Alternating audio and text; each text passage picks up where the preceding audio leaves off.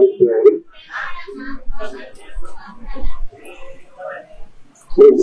కర్తేరి కుటుంబ గారిని వేదికపైకి ఆహ్వానిస్తున్నాం. అట్లాగే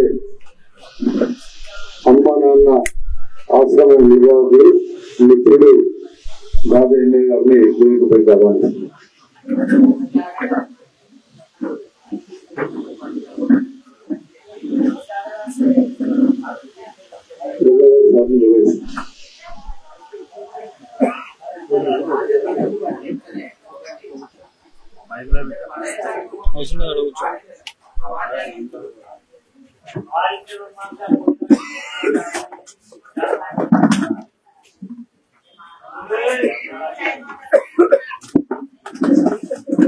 అమ్మ వ్యాధి సభకు వచ్చినటువంటి మిత్రులకు, బంధువులకు అందరికీ స్వాగతం. వ్యాధి సభ ప్రారంభంలో అమ్మను కంప్లీట్ చేసుకుంటూ 2 నిమిషాలు మౌనం పాటించేసి ఉంది. మౌనం పాటించవలసిగా నిలబడి మౌనం పాటించవలసిగా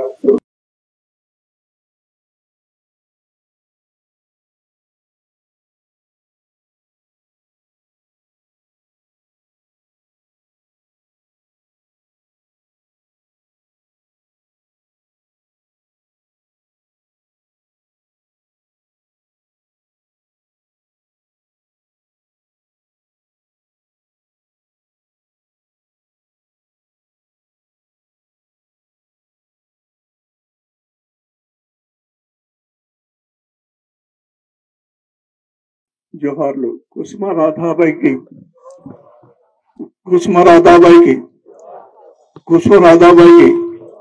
అమ్మకు జోహార్లు. అమ్మకు జోహార్. కూర్చో.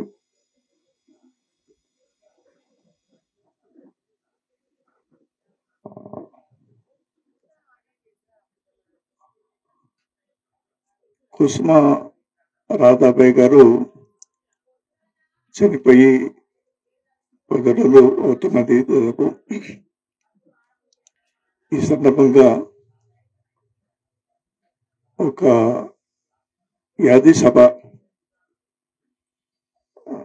అమ్మ గురించి మాట్లాడుకోవడానికి, ఆ సందర్భంగా మనిషి చనిపోయినప్పుడు మనిషిని ఆవరించుకున్నటువంటి జ్ఞాపకాలను, సంబంధాలను నెమరు వేసుకోవడానికి, ఆ సందర్భంగా జరిగేటటువంటి కార్యక్రమాలను విశ్లేషించుకోవడానికి, మానవ సంబంధాల గురించి, కుటుంబ సంబంధాల గురించి, మనుషుల మధ్య ఉండేటటువంటి సంబంధాల గురించి ఓసారి మాట్లాడుకోవడానికి ఈ వ్యాధి సభను ఏర్పాటు చేయడం జరిగింది. మనుషులు చనిపోవడం చాలా మామూలే. చాలా మామూలుగానే 93 సంవత్సరాలు జీవించి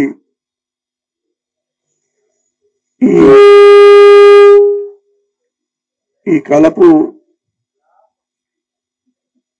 పరిమాణం ప్రకారం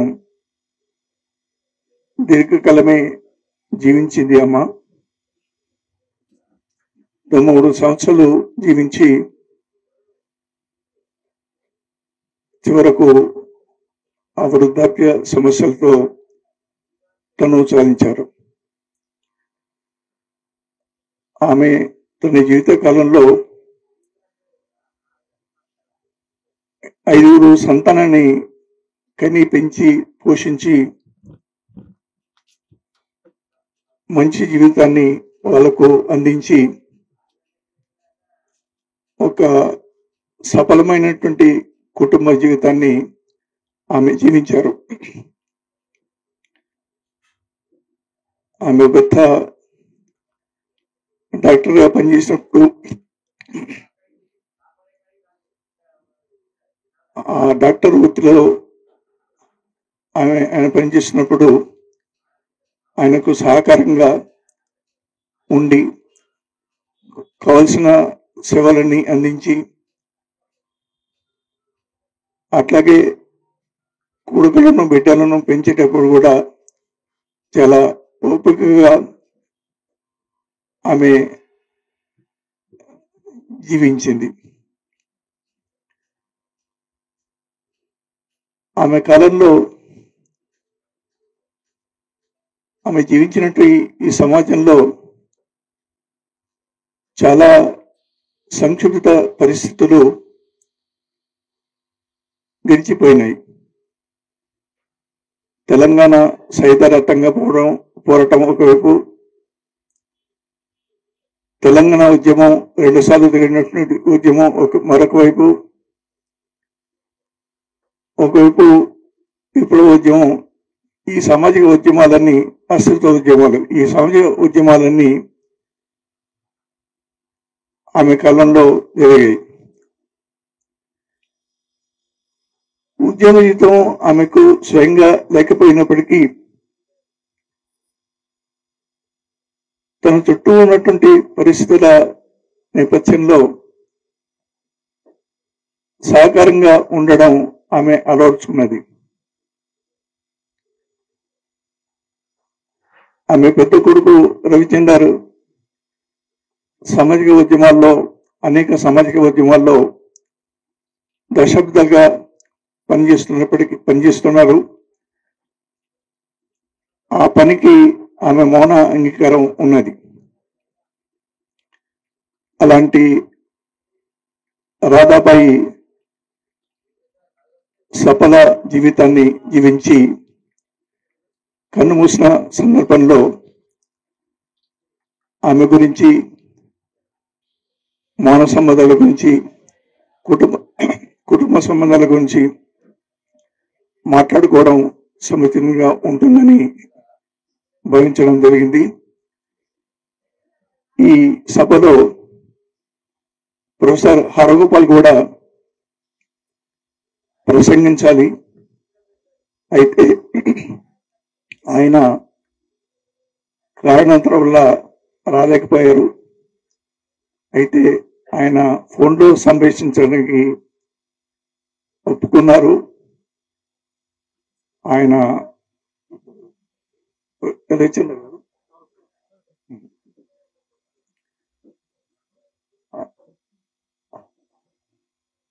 హరగోపాల్ గారు మానవ సంబంధాలు, సామాజిక దృష్టి అనే విషయం మీద ఫోన్లో తన సందేశాన్ని ఇస్తారు. మిత్రులందరికీ నేను కొంత క్షమాపణలు చెప్పవలసి ఉంటుంది. ఎందుకంటే నేను ఈ 3-4 రోజులు వరుసగా నేను ప్రయాణం చేయవలసింది. అయితే నా ఆరోగ్య రీత్యా దీనికి చాలా, నా దృష్టిలో ఒక తల్లి జ్ఞాపకాన్ని కేవలం తల్లి జ్ఞాపకమే కాకుండా అది ఒక మానవ సంబంధాన్ని ఒక విశాలమైనటువంటి సామాజిక నేపథ్యంలో చర్చించడం అనేది ఇది ఒక కొత్త ప్రక్రియ. అంటే మనకు సంబంధించిన వాళ్ళు, మనం ప్రేమించే వాళ్ళు, లేదా మననే ప్రేమించే వాళ్ళు ఇలా మనకు దూరమైనప్పుడు మనం సమాజంలో ఏం చర్చించుకోవాలి అని అన్నప్పుడు కేవలము తల్లి జ్ఞాపకమే కాకుండా రవిచంద్రకి వాళ్ళ తల్లికి ఉండే అనుబంధం, తర్వాత ఆయనకుండే జ్ఞాపకాలు, కేవలం ఇది ఒక వ్యక్తి జ్ఞాపకాలు కాదు. సమాజంలో మనకు ఆత్మీయులైన వాళ్ళు ఎవరైనా దూరమైనప్పుడు వాళ్ళ జ్ఞాపకాలు మన వెంటాడుతుంటాయి. కానీ ఆ వెంటాడుతున్న జ్ఞాపకాలని ఒక విశాలమైన మానవ సంబంధంగా ఎలా చూడాలి? ఈ మానవ సంబంధాన్ని ఇప్పుడున్న చారిత్రక సందర్భంలో ఎప్పుడైతే మానవ సంబంధాలు ఒక సంక్షోభంలో పడుతున్న కాలం ఇది. అంటే సుదీర్ఘ చరిత్రలో ఎన్నో విలువలు వచ్చాయి.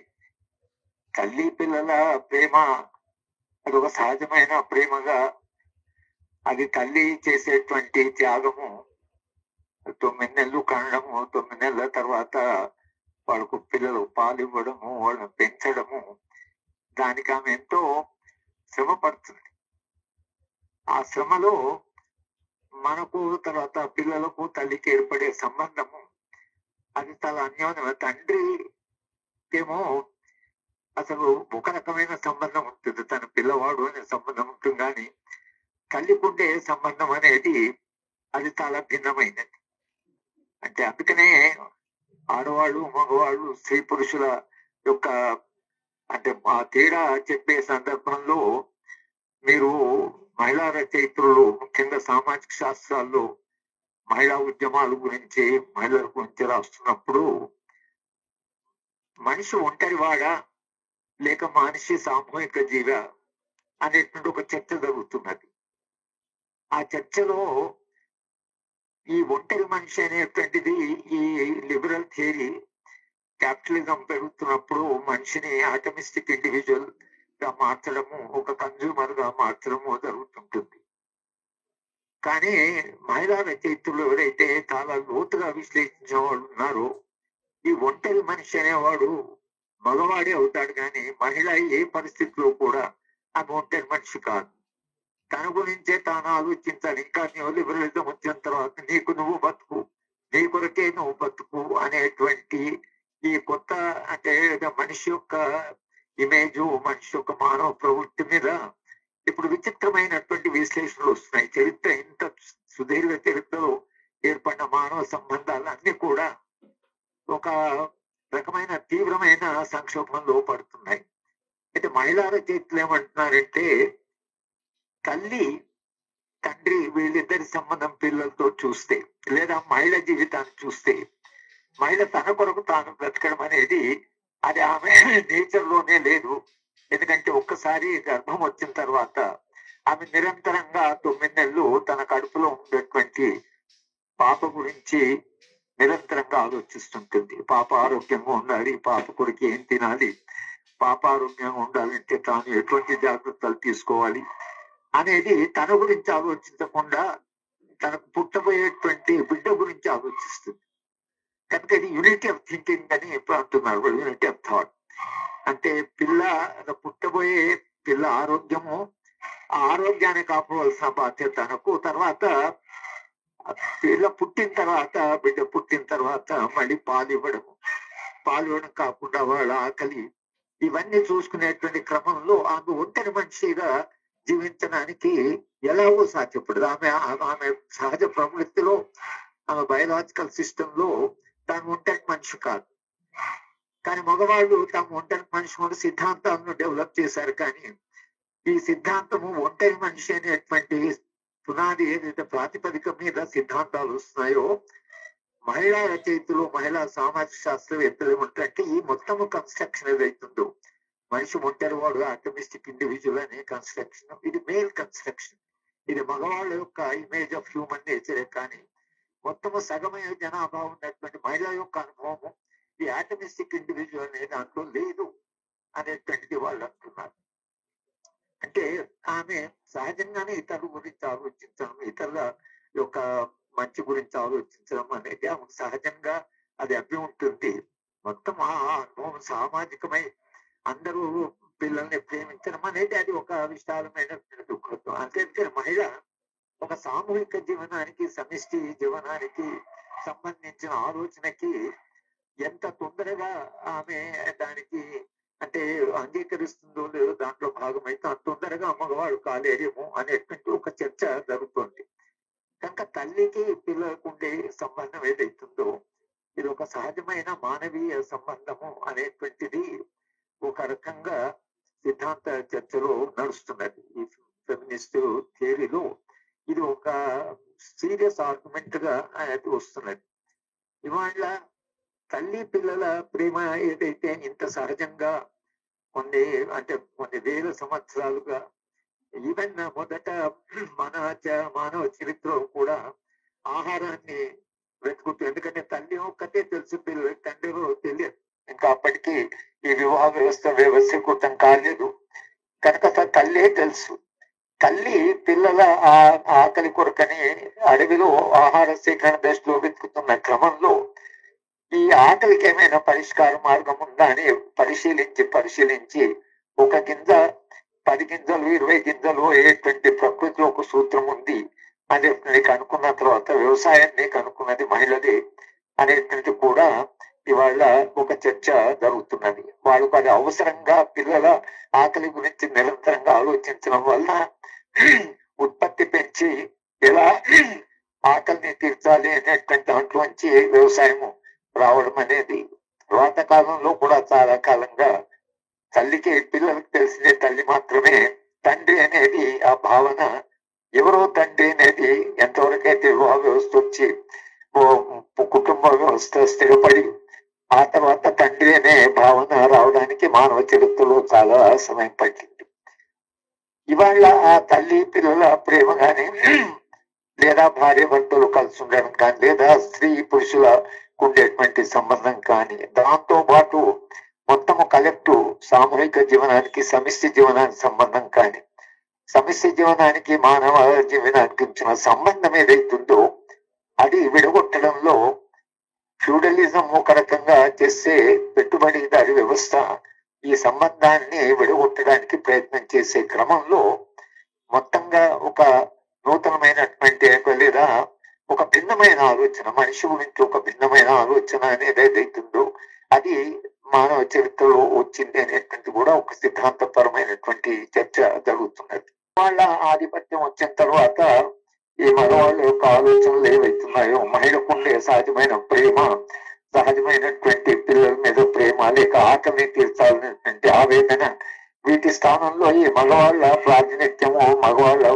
ఆధిక్యత పెరిగిన తర్వాత సమాజంలో చాలా మార్పులు వచ్చాయి. కానీ మళ్ళీ పెట్టుబడి దారి వ్యవస్థలు దాన్ని ప్రశ్నించి సమానత్వ భావన అందరూ సమానం అప్పుడు స్త్రీ పురుషుల సమానమా కాదా అనేటువంటి చర్చ ఇప్పటికీ జరుగుతుంది. కానీ పురుషాధిక్యత ఇంకా కొనసాగుతున్నది. ఇప్పుడు మనము ఆలోచించవలసింది ఈ సందర్భం అలాంటిది.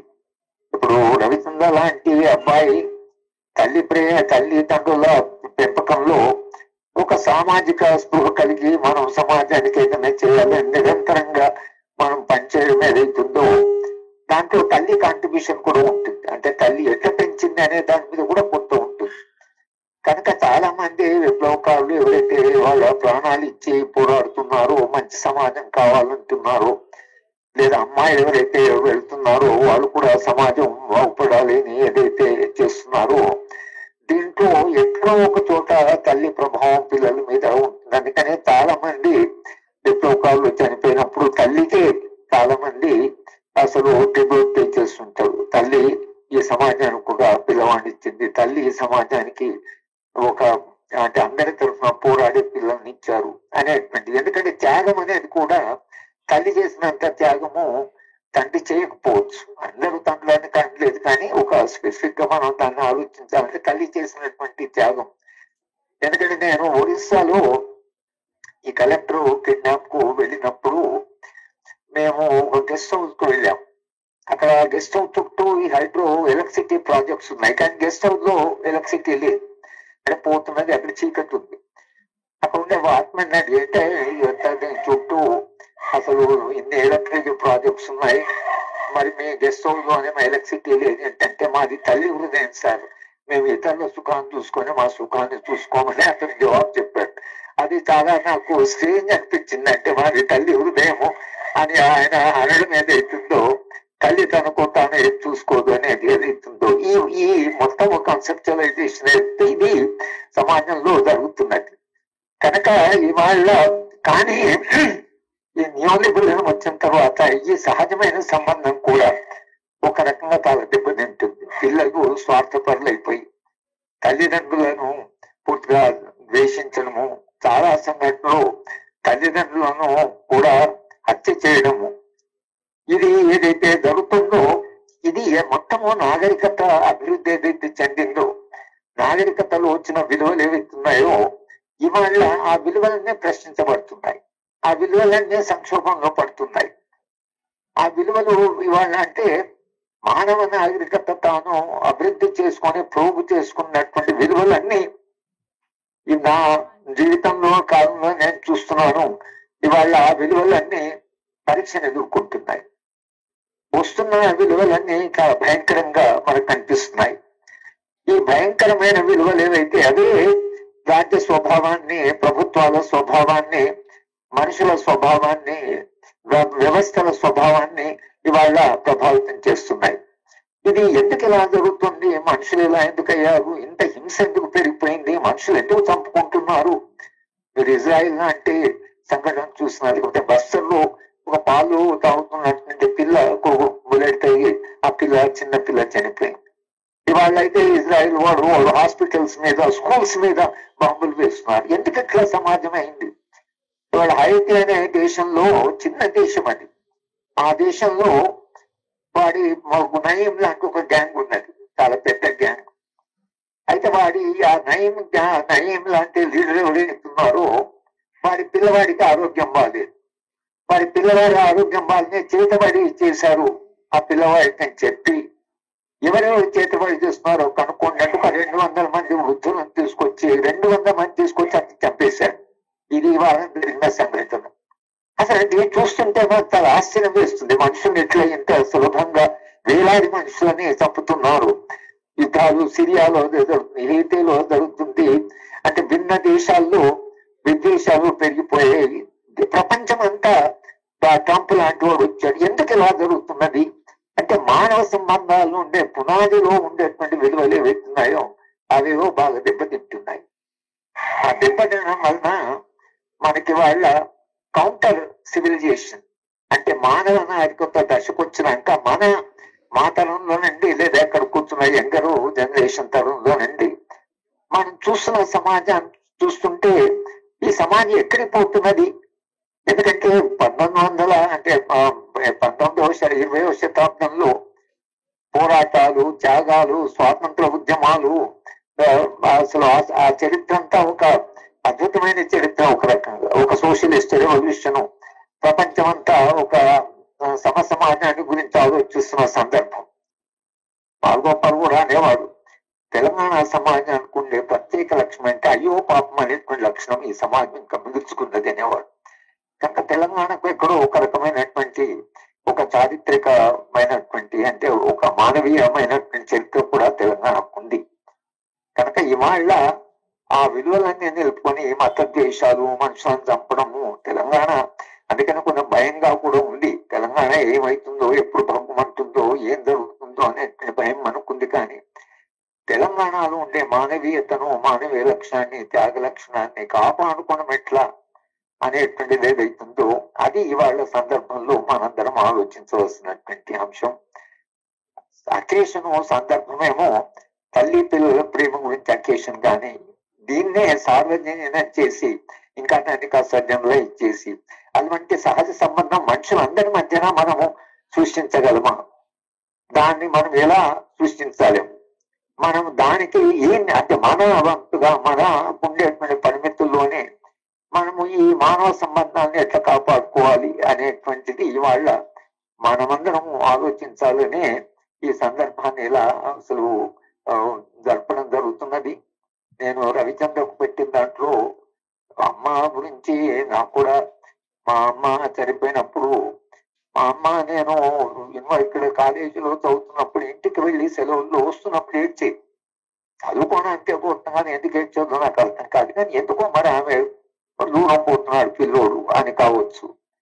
ఆ కళ్ళ నీళ్లలో నాకు ఎప్పుడు కొంత ఆశ్చర్యం వేసింది. అసలు ఏదో చదువుకోవడానికే పోతున్నాడా అమ్మ ఎందుకు ఏడుస్తుందండి? అది ఏమిటో మనకు ఒక అర్థం కాని అనుభవంగా అనిపిస్తుంది. కానీ ఆమె మాత్రం ఆ కళ్ళు నీళ్ళు పెట్టుకునేది. నాకు ఎప్పుడు అది నాకు గుర్తొస్తుంటుంది. ఎందుకు మా అమ్మ ఏడ్చేది నేను కాలేజీకి వస్తుంటే.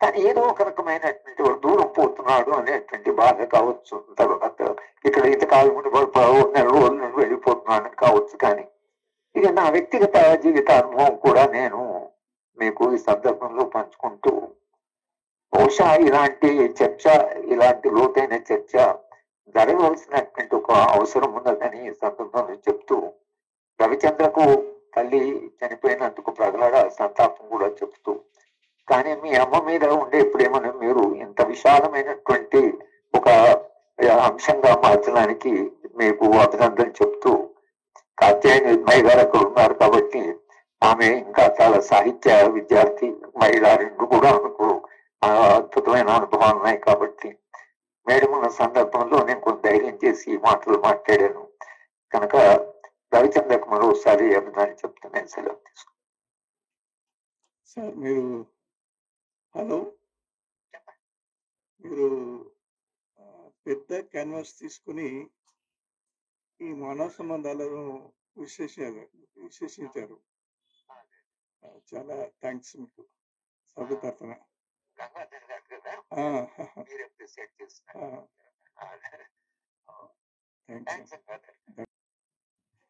రాధవ యాది సభకు విచ్చేసినటువంటి ముఖ్య అతిథులకు మరియు రాధవ బలగానికి అందరికీ నా కళాభివందనాలు తెలియజేస్తున్నాము.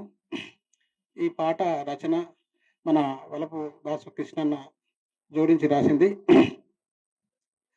బంగారమే రాధవ్వ బంగారము,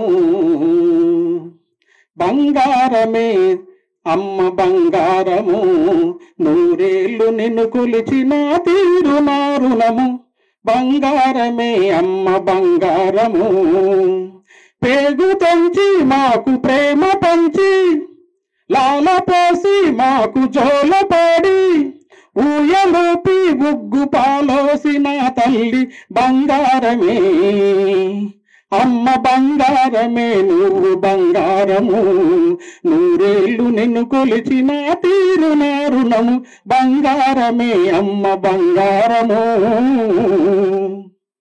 అమ్మ తనుము కొరకు ఆరాటమే పడుతూ ఆలయాల్లో ఎక్కి మొక్కావు ప్రతి మెట్టు, అనుభవించినావు పురిటి నొప్పుల బాధ, పుణ్యమంటూ తల్లి నిన్నెట్ల మరిచేము, ఒక మాంసముద్దకు రూపాన్ని ఇచ్చావు, కడవరకు తీరని కరుణ పంచిన తల్లి, ఏ స్వార్థమెరుగని నీ ప్రేమదోయమ్మ బంగారమే, అమ్మ బంగారమే నువ్వు బంగారము, నూరేళ్ళు నిన్ను కొలిచిన తీరు నారుణము, బంగారమే అమ్మ బంగారము. తప్పటడుగులు వేస్తూ తడబడితే ఓయమ్మ తల్లడిల్లితు వడిల ఓదార్చుకున్నావు, చందమామను చూపి కథలెన్నో చెప్పావు, నా కడుపు నింపి నీ ఆకలిని మరిచావు, నాన్న భుజము కాయ కాస్తనేవోయమ్మ ఈ కొడుకు ఇంతటి వాడయ్యినాడమ్మ, నిన్నెట్ల మరుతునేవో తల్లి రాధవ్వ బంగారమే, అమ్మ బంగారమే నువ్వు బంగారము, నూరేళ్ళు నిన్ను కొలిచిన తీరు నారుణము, బంగారమే అమ్మ బంగారము. నాన్న కన్నా కలల రూపాన్ని వన్నావు, నలుగురి నా పేరు నిలబెట్టమన్నావు, ఎదల కొడుకు ఎదలో ఓ కొడుక ఈ లోకమందున ఏనాడు ఎవరికి కీడై బతుకొద్దు, ఎదుగుతుంటే మురిసిపోయావు ఓ తల్లి, ఎదుగుతుంటే మురిసిపోయావు ఓ తల్లి, ఎదల కట్టు కాను లోకాన్ని మురిసావు, కనిపించే దైవాలు నీ కన్న నాకెవరు, బంగారమే అమ్మ బంగారమే నువ్వు బంగారము, నూరేళ్ళు నిన్ను కొలిచిన తీరు నారుణము, బంగారమే అమ్మ బంగారము. Thank you. ఇప్పుడు కాత్యాయని నిర్మయ్య గారు మాట్లాడతారు. కుటుంబ సంబంధాలలో మానవీయత అనే అంశం మీద వారు మాట్లాడతారు. కుటుంబ సంబంధాలు అనేక సందర్భాల్లో వస్తుంటాయి. సంతోషాన్ని పంచుకునే సందర్భం కావచ్చు, విషాదాన్ని పంచుకున్నటువంటి సందర్భం కావచ్చు. ఈ సందర్భాల్లో కుటుంబ సంబంధాలు ఎట్లా ఉంటున్నాయి, ఏ విధంగా వాటిని పరిశుభ్రంగా చేసుకుంటున్నాయి. ఒక మనిషి మన నుంచి దూరం అయినప్పుడు, ఆ మనిషికి కావలసిన మనిషి అయినప్పుడు తల్లి లేదా తండ్రి, అన్న, తమ్ముడు, అక్క ఇలాంటి సన్నిహిత వ్యక్తులు అదృశ్యమైనప్పుడు మానవ సంబంధాలు రకరకాలుగా చూస్తుంటాం మనం. ఇక్కడ ఈ సందర్భంలో అలాంటి విపరీత ఉదాహరణ లేదు, కానీ కొన్ని సందర్భాల్లో ఇతర కారణాల వల్ల మానవ సంబంధాలు వికటించిన రూపం కలుపుతుంది. ఆ సందర్భంలో వివరించవలసిన విధంగా వివరం ఉండదు. ఈ రకరకాల సంబంధాలు, మానవ సంబంధాలు రకరకాలుగా కనిపిస్తుంటాయి. ఈ రకరకాలుగా కనిపించేటటువంటి మానవ సంబంధాలకు కారణం ఏమిటి, మానవీయత ఎలా ఉండాలి ఆ మానవ సంబంధాల్లో అనే అంశం మీద ఇప్పుడు కాత్యాయని యుద్ధమయ్య గారు మాట్లాడతారు.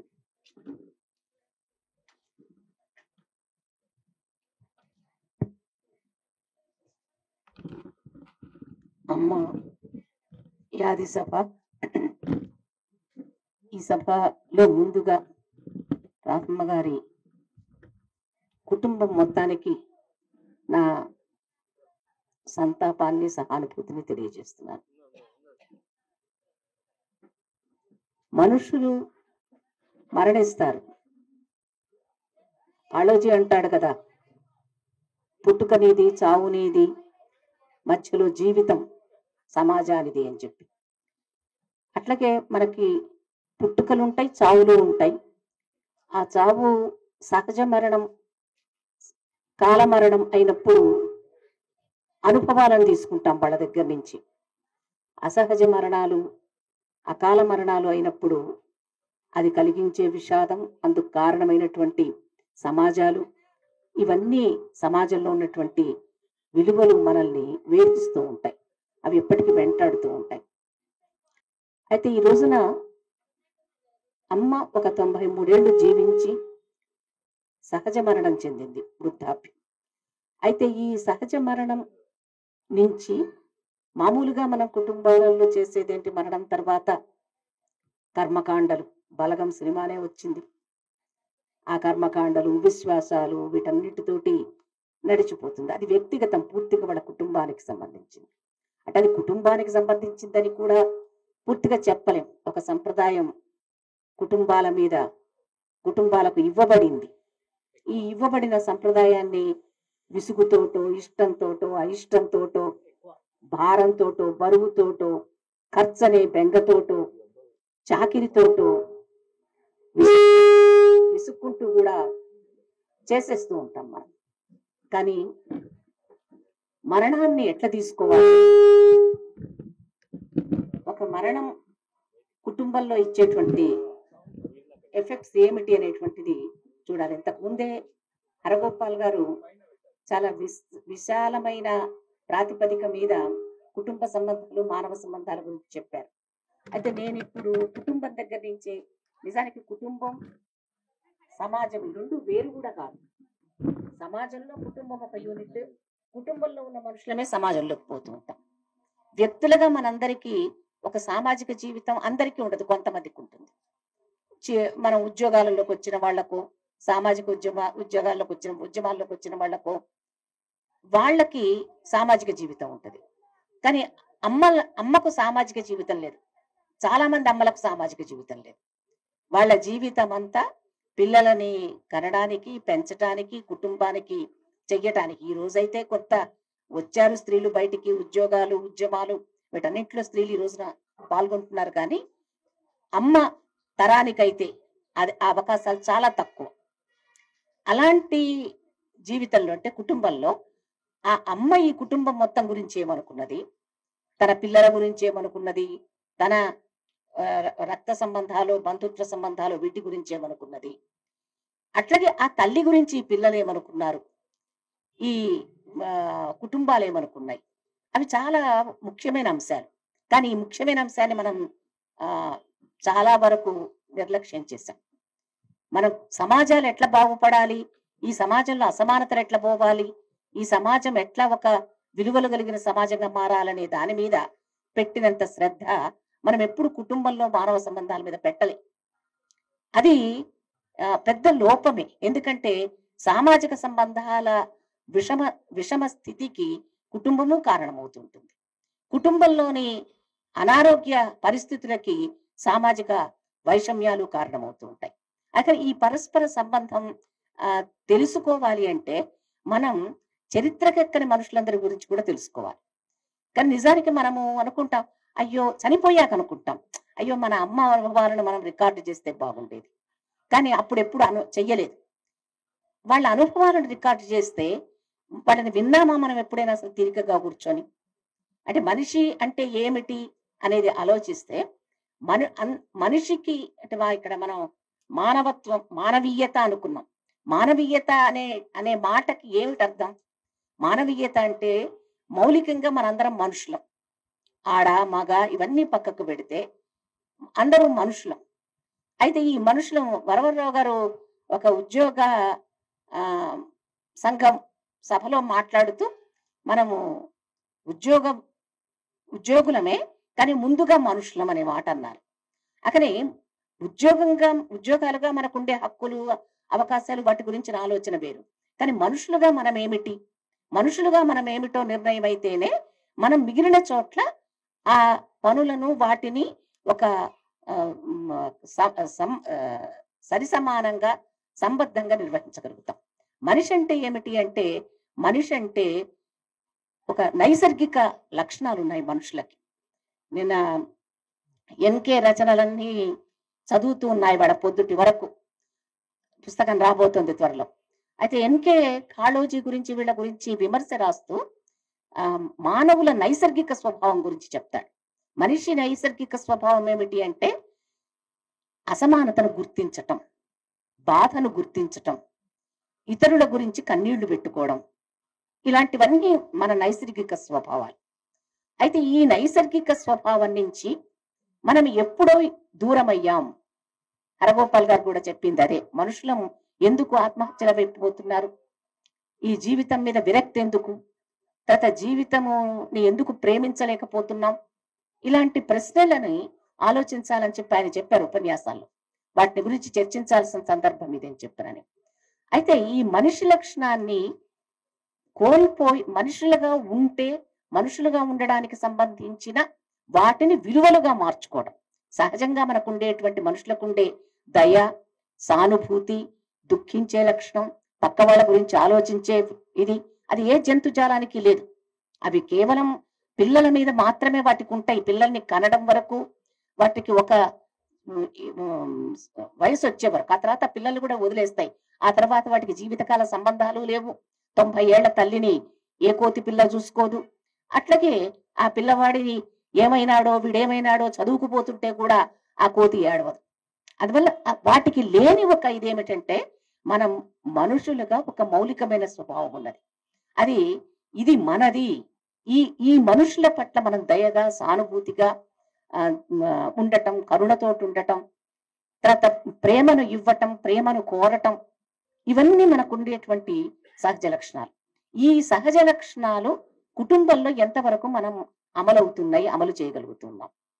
ఈ సహజ లక్షణాల నుంచి మనము చాలా దూరం అయ్యాం, చాలా దూరం వచ్చేసాం.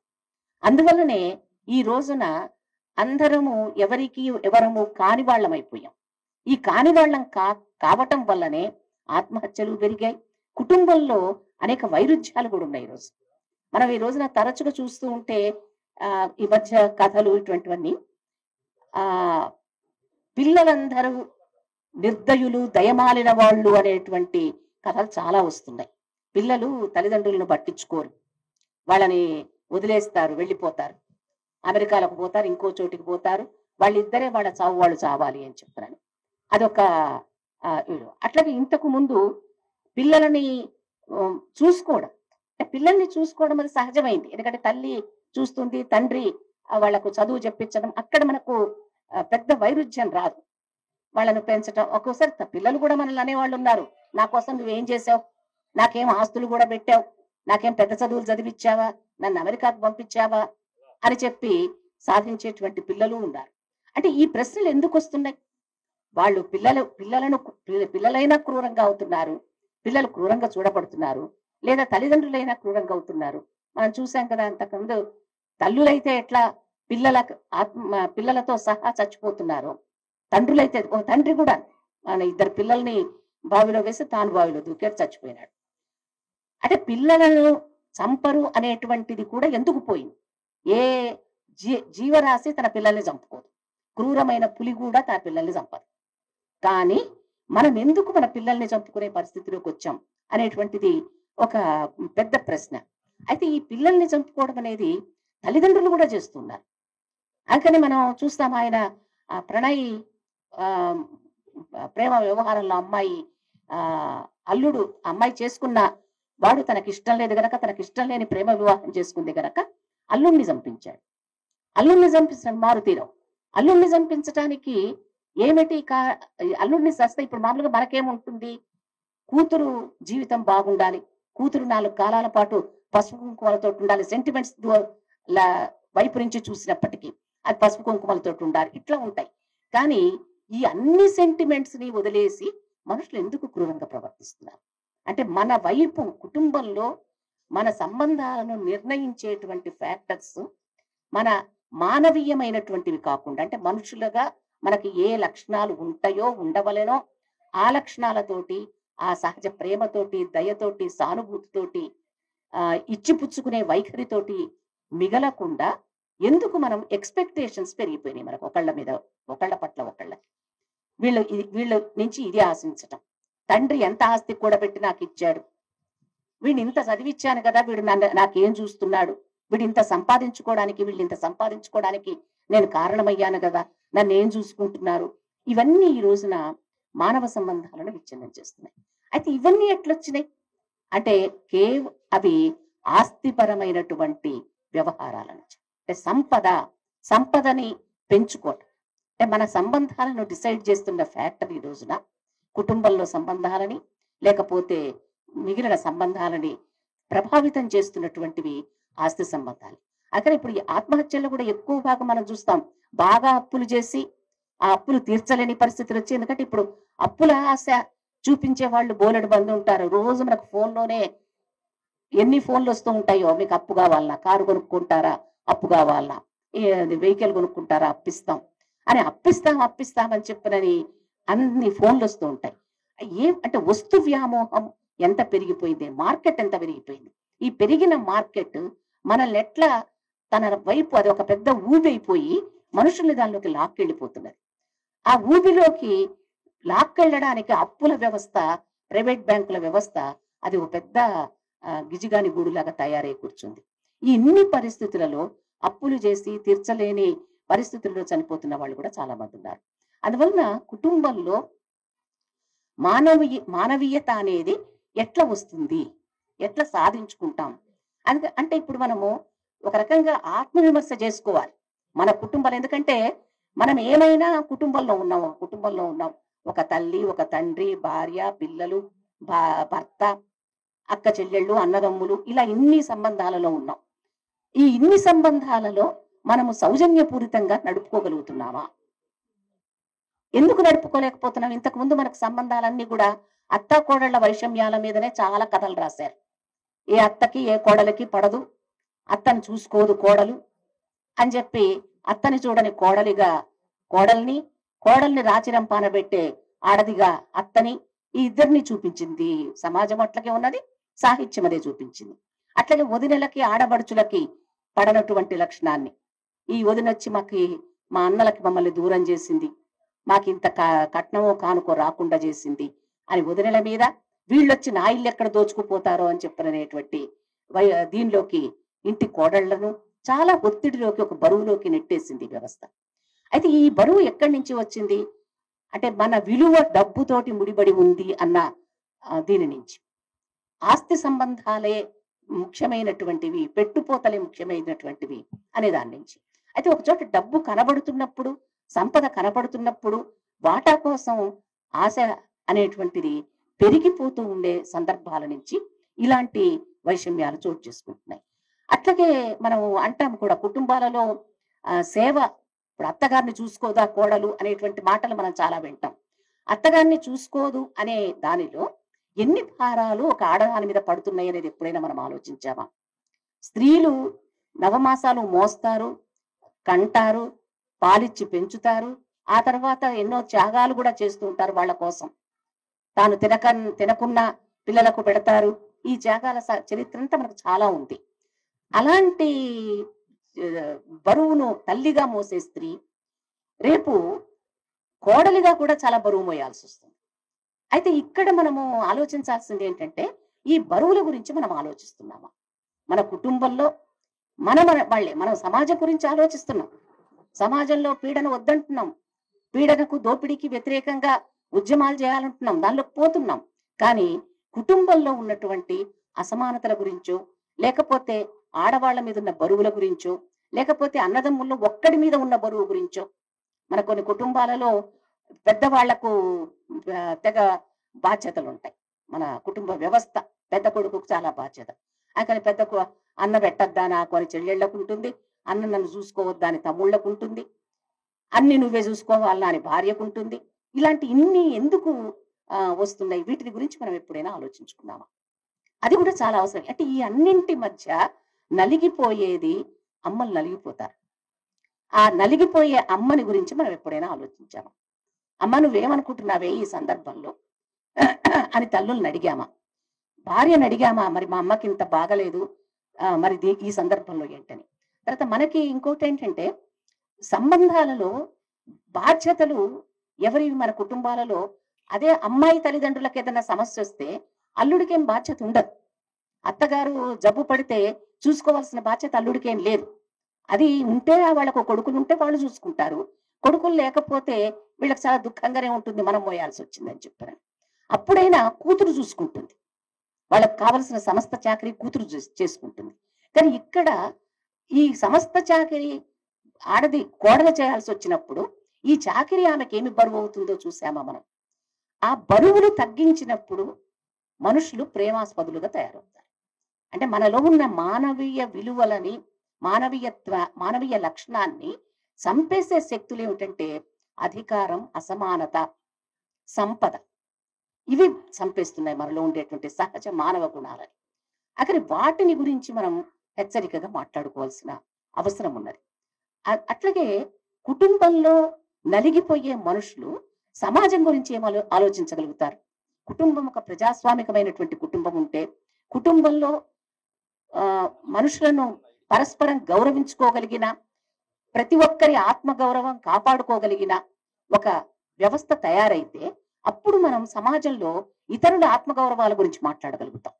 సమాజంలో ఒక కులంగానో, స్త్రీగానో, లేకపోతే ఒక వర్గంగానో, ఉద్యోగులుగానో మన ఆత్మగౌరవాన్ని గురించి మాట్లాడగలుగుతాం.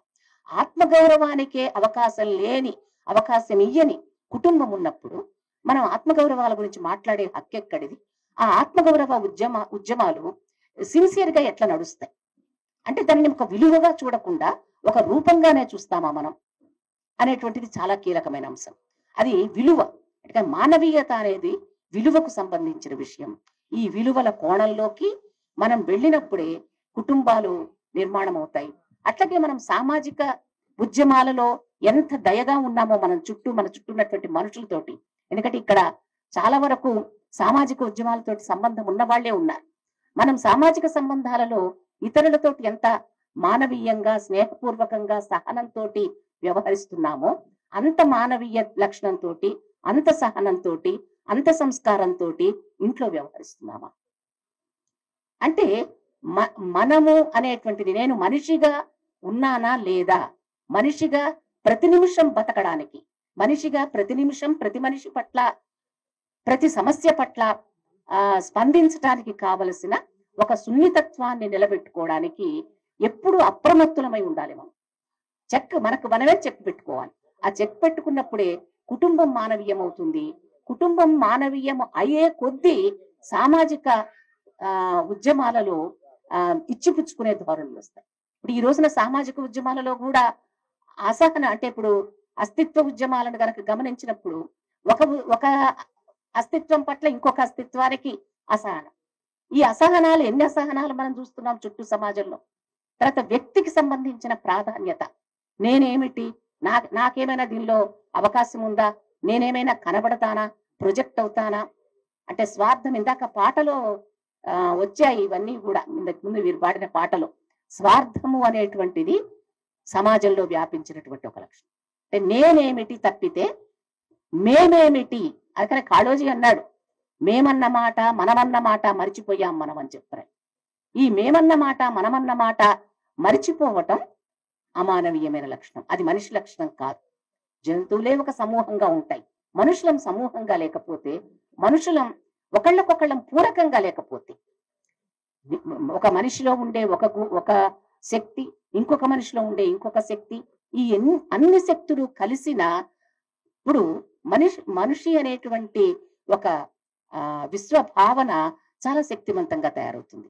ఆ దిశగా మనం ఆలోచించాల్సిన, పనిచేయాల్సిన అవసరం ఉంది. అందులో కుటుంబాన్ని మానవీకరించుకుందాం. అంటే ముందు మనుషులుగా మనం మిగలడానికి ప్రయత్నిద్దాం. మనుషులుగా మనల్ని మనం చెక్ చేసుకుందాం, నేను ఎట్లా ఉన్నాను. ఎందుకంటే మనకి అలవాటైపోయాయి, జీన్స్ లాగా వచ్చేసాయి. మనుషుల పట్ల తృణీకార భావం, టేక్ ఇట్ గ్రాంటెడ్ లక్షణం, ఇవన్నీ మన జీన్స్ లో లాగా తయారైపోయాయి. అందువలన మనం చాలా జాగ్రత్తగానే వీటిని పరిశీలించుకుంటుండాలి. ఈ జాగ్రత్తగా వాటిని ట్యాకిల్ చేస్తూ ఉండాలి, వాటిని పరిష్కరించుకోవాలి. ఆ దిశగా సాగినప్పుడే అన్యోన్య సంబంధంలో కుటుంబ సంబంధాలైనా సామాజిక సంబంధాలైనా నిజమైన మానవీయ సంబంధాలుగా మారతాయి. ఈనాడున్న ఉద్యమాలన్నీ ఆదర్శం ఈ సమాజాన్ని మానవీయం చేయాలని. నూతన మానవుడంటే ఆ మనిషి లక్షణం మిగుల్చుకున్నటువంటి నూతన మానవులని ఆవిష్కరించడానికి. ఆ దిశగా మనం చాలా సూక్ష్మ స్థాయి నుంచి చేయాల్సినటువంటి ప్రయత్నాలకు అమ్మ ఒక కేంద్రమైంది ఈరోజు. ఆ ప్రయత్నాల గురించి హెచ్చరించడానికి అమ్మ ఒక కేంద్రమైంది. అమ్మను అట్లా ఒక విలువల నిర్ధారణ కోసం సెంటర్ గా చేసినటువంటి రవిచంద్ర గారి కుటుంబ సభ్యులందరికీ ధన్యవాదాలు తెలియజేస్తున్నాను.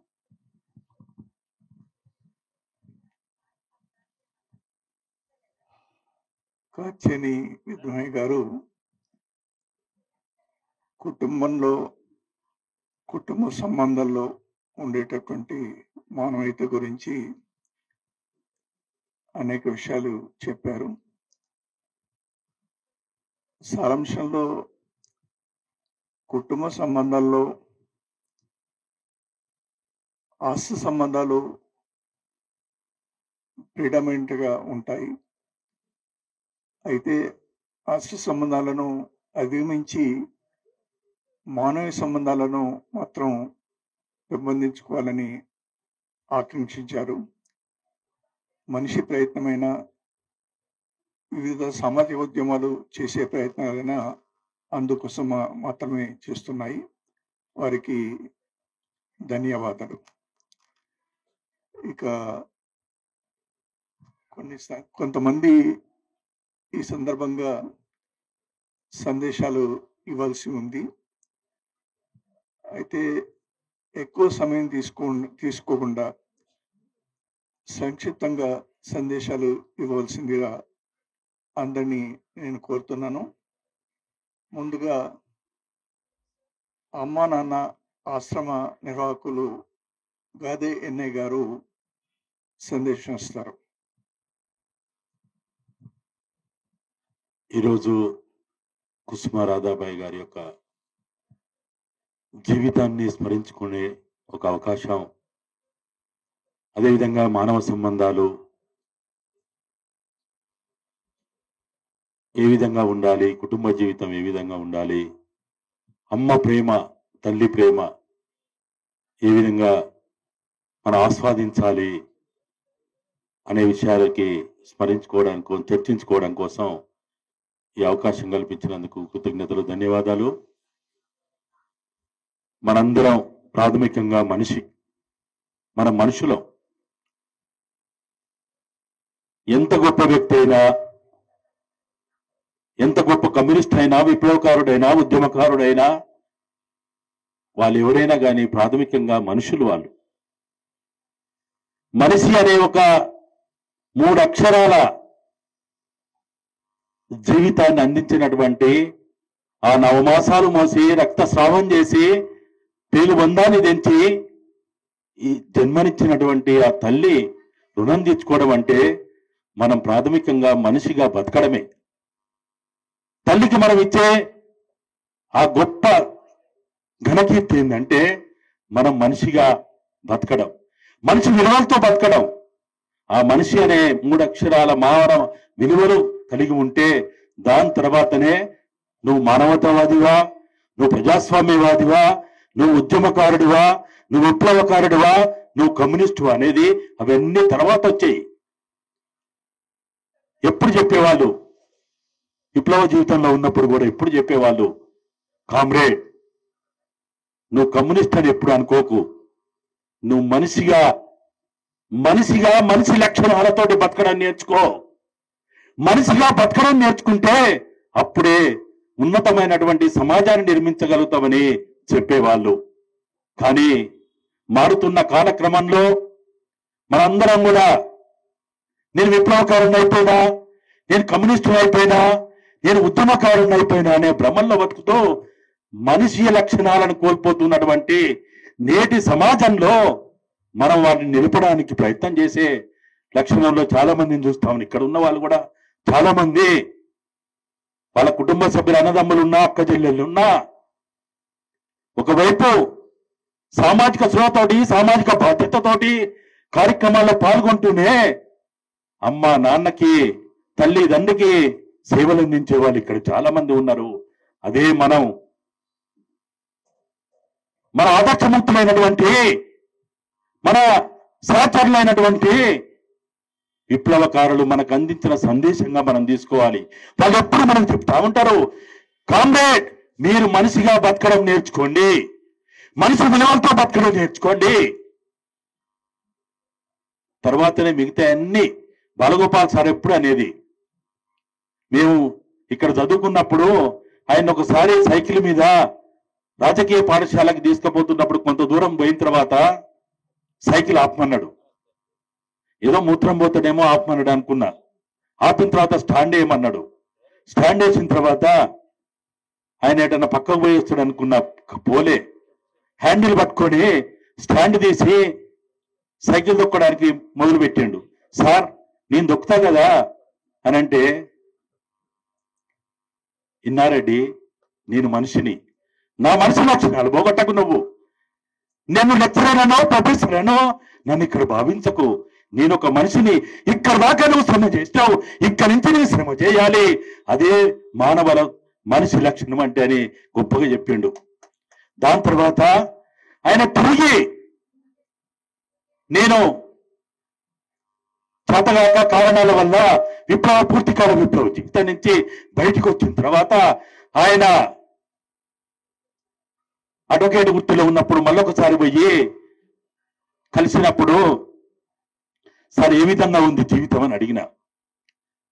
ఎందుకో చాలా అసంతృప్తిగా ఉంది, చాలా మెకానికల్ గా అయిపోయినా. నేను మనిషి అనే ఒక ఎన్కౌంటర్ జరిగింది, ఎక్కడో ఎన్కౌంటర్ జరిగింది, అక్కడికి వార్త రాగానే పోవాలి, విచారణ చేయాలి, రాయాలి, వచ్చి ప్రెస్ మీట్ పెట్టాలి, లేకపోతే అక్కడనే మీడియాకు చెప్పాలి, మళ్ళా వచ్చిన తర్వాత మళ్ళా కోర్టుకు పోవాలి, మళ్ళా కేసులు వాదించాలి. ఇదొక మెకానికల్ లైఫ్ అయిపోయింది. నాలో ఎందుకో భయమైతా ఉంది, మనిషి లక్షణం కోల్పోతున్నానేమో అని.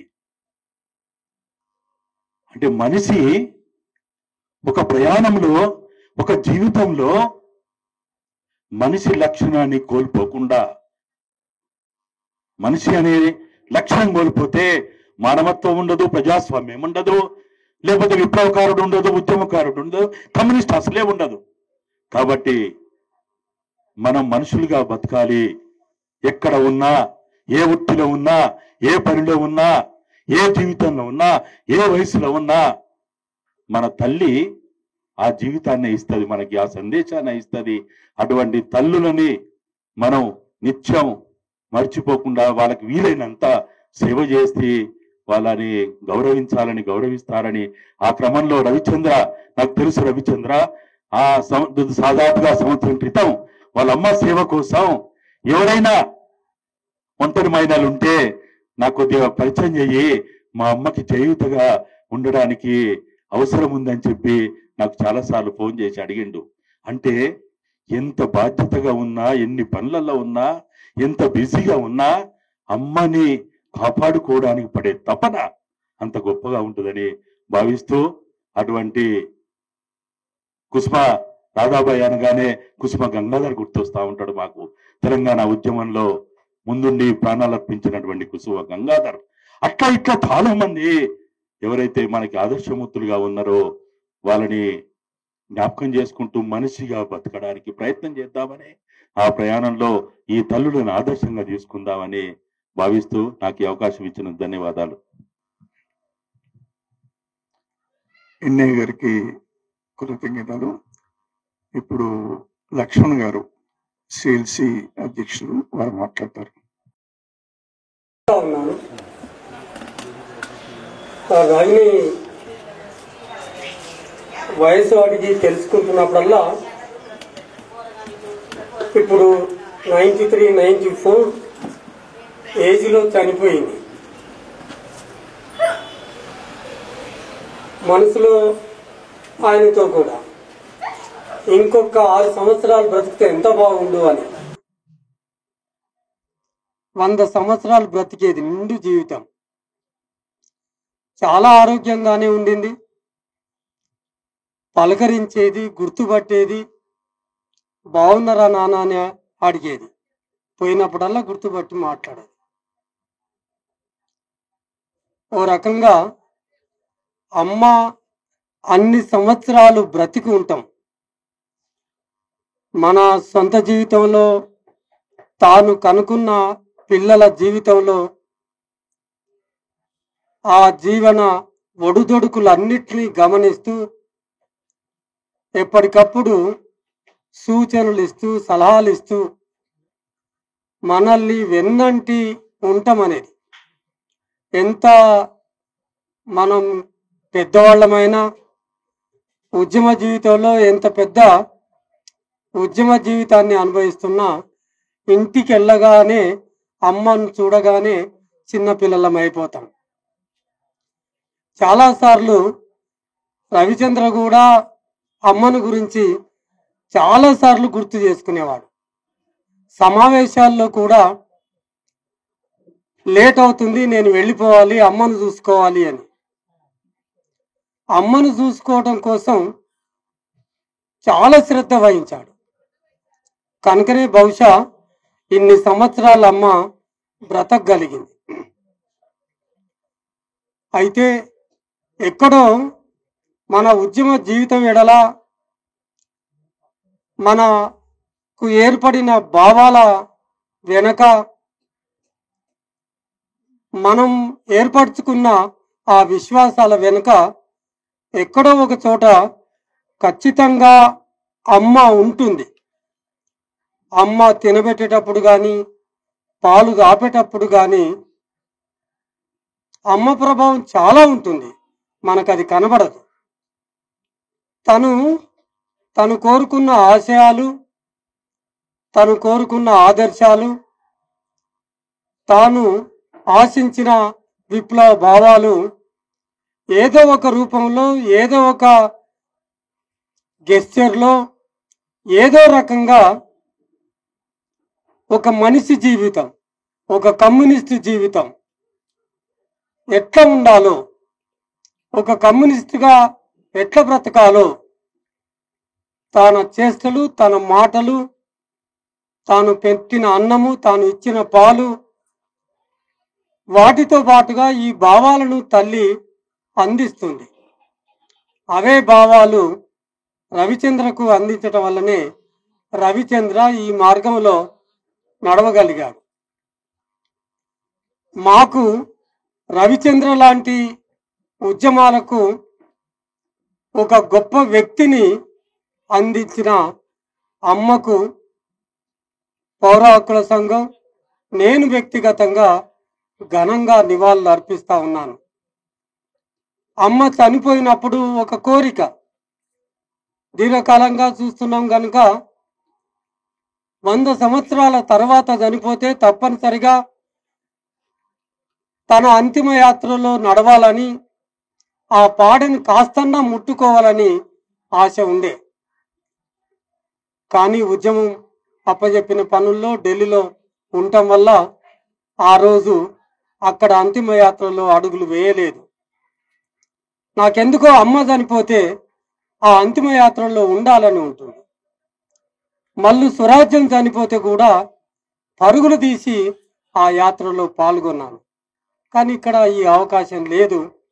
ఖచ్చితంగా ఈరోజు రావాలనుకొని వచ్చే అవకాశం వచ్చి ఇక్కడ మాట్లాడినందుకు అవకాశం ఇచ్చిన మిత్రులందరికీ ధన్యవాదాలు.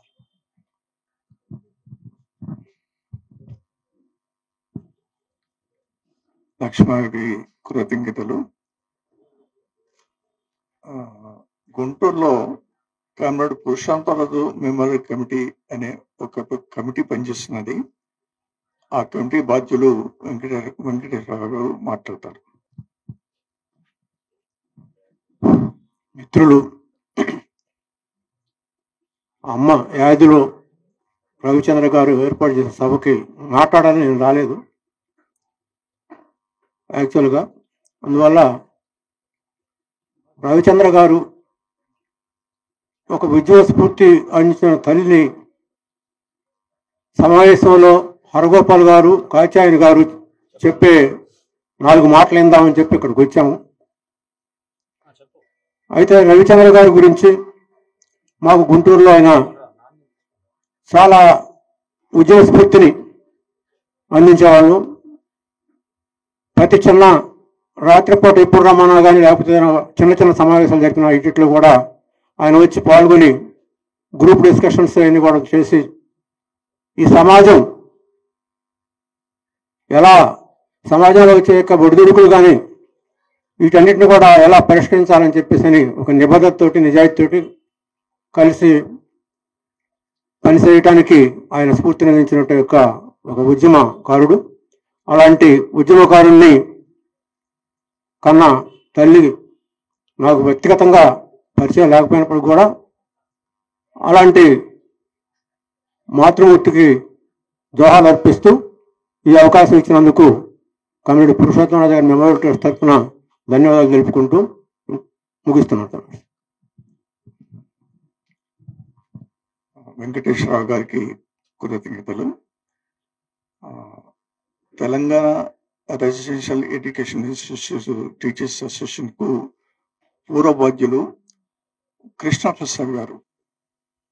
మిత్రులు రవిచంద్ర గారు, డాక్టర్ గంగాధర్ గారు, విదుషీమణి కాచాయని గారు, నాకు వాస్తవంగా హరిగోపాల్ గారు స్పీచ్, మేడం గారి స్పీచ్ విన్నదాకా ఇదేదో ఒక కొత్త కాన్సెప్ట్ అనిపించింది నాకు. వాస్తవంగా నిజంగానే కొత్త కాన్సెప్ట్ అది. మనం ఎప్పుడో ఒక సమావేశం పెట్టుకోవటం, వేరే వేరే విషయాలు మాట్లాడుకోవడం జరుగుతూ ఉంటుంది. కానీ కేవలం తల్లి యొక్క పాత్ర, మనకున్నటువంటి జ్ఞాపకాలు, స్మృతులు, వీటిని పునశ్చరణ చేసుకోవటం ఒకసారి, చర్చించుకోవటం ఒకసారి, మరోసారి చరిత్రవణంగా వాటిని మనం గుర్తుకు తెచ్చుకొని చేసుకోవటం అనేటువంటి ఒక కొత్త ప్రక్రియ. వాస్తవంగా అది చాలా అభినందనీయ విషయం. మేడం గారు ఒక ప్రశ్న లేవనెత్తారు. ఇక్కడున్న చాలా మంది ఉద్యమం బాధ్యులు, నేను కూడా ఆంధ్రప్రదేశ్ గురుకుల విద్యాలయాల సంస్థ వ్యవస్థాపకుల్లో నేను కూడా ఒకడిని. రవిచందర్ నా ప్రస్థానం దాదాపు 40 ఏళ్ళు. మేము అనేక వైరుధ్యాల మధ్య, అనేక ఇడుదుడుకుల మధ్య మేము కలిసి పనిచేసిన 40 ఏళ్ళు. ఒక్క వైరుధ్యం కాదు. ఒక ప్రశ్న లేవనెత్తారు. నేను ఎందుకు చెప్తున్నానంటే, ఉద్యమంలో ఉన్నటువంటి శ్రద్ధ నిజంగా తల్లి మీద, తండ్రి మీద ఉంటుందా అంటే మేడం ఖచ్చితంగా లేదు. నా అనుభవం ఏం చెబుతుందంటే ఉంటుంది, అంతం ఉండదు. మనం ఎందుకంటే ఒక ఫోకల్ పాయింట్గా మనం బయట సమాజానికి కనపడాలి. అంతరాంతరాలు మనకు తెలియకుండానే మనకు అది మన నెత్తి మీద కూర్చుంటుంది ఆ భావన. మనకు గుర్తింపు ఉండాలి. ఇంట్లో మనం చేస్తే ఏముంటుంది, పెద్దగా ఏముండదు. కానీ సమాజంలో మనకు చాలా పెద్ద గుర్తింపు వస్తుంది కదా అని నాకు అనిపించింది మేడం గారు మాట్లాడుతుంటే. అఫ్ కోర్స్ కరెక్ట్ కాకూడపోవచ్చు. ఈ విషయంలో ఒకటి మాత్రం నేను చెప్పగలను, ఎవరు ఉద్యమాలలో యాక్టివ్గా ఉంటారో, ఎవరు ఉద్యమాలలో సానుభూతి కలిగి ఉంటారో, ఎవరు సహానుభూతి కలిగి ఉంటారో, అంతో ఇంతో సామాజిక స్పృహ కలిగి ఉంటారో, ఖచ్చితంగా వాళ్ళు తల్లిదండ్రుల మీద కూడా మంచి అభిప్రాయం కలిగి ఉంటారు. ఎగ్జాంపుల్, ఇక్కడ ఉన్నటువంటి రవిచంద్రు ఆయన చెప్పదలుచుకుంటే నన్ను కూడా చెప్తాడు, ఎందుకంటే మేము ఇద్దరం ఒకటే పడవ మీద ప్రయాణించాం 40 ఏళ్ళు. ఎంతమంది ఉన్నా కూడా పట్టించుకోకుండా మా మీద వదిలేసి మాతో సహచరులు పనిచేసిన వాళ్ళు ఇంకొకరిని స్వర్గస్థుడైన వాడు అతను లేడు, మేమిద్దరం ఉన్నాం. అట్లాంటి వాళ్ళలో ఖచ్చితంగా మనకి ఎంత సామాజిక స్పృహ ఉందో దాన్ని ఖచ్చితంగా ఈ ప్రభావం కుటుంబం మీద పడుతుంది. ఆ ప్రభావం గ్యారెంటీగా పడుతుంది, అనుమానం లేదు దాంట్లో. మనం సహానుభూతి కలిగి ఉంటాం, మోర్ హ్యూమన్గా ఉంటాం, వాళ్ళ మీద ఎక్కువ సానుభూతి కలిగి ఉంటాం. తల్లిదండ్రుల మీద సానుభూతి కలిగి ఉంటాం అనేటువంటిది ఒక పెద్ద వాళ్ళకి ఇచ్చే వరమేం కాదు, అది మానవోచితమైన గుణం. అది మన మానవోచితమైన గుణం. ఇప్పుడే ఇందాక మేడం గారు చెప్పారు, మిగతా వాటికి జీవన నైపుణ్యాలేమో నేర్పుతాయి తప్పితే జంతువులు మనిషి ఎలా మనిషిగా బ్రతకాలి, మనిషి మానవత్వం ఎలా సంతరించుకోవాలని ఏ జంతువు నేర్పదు.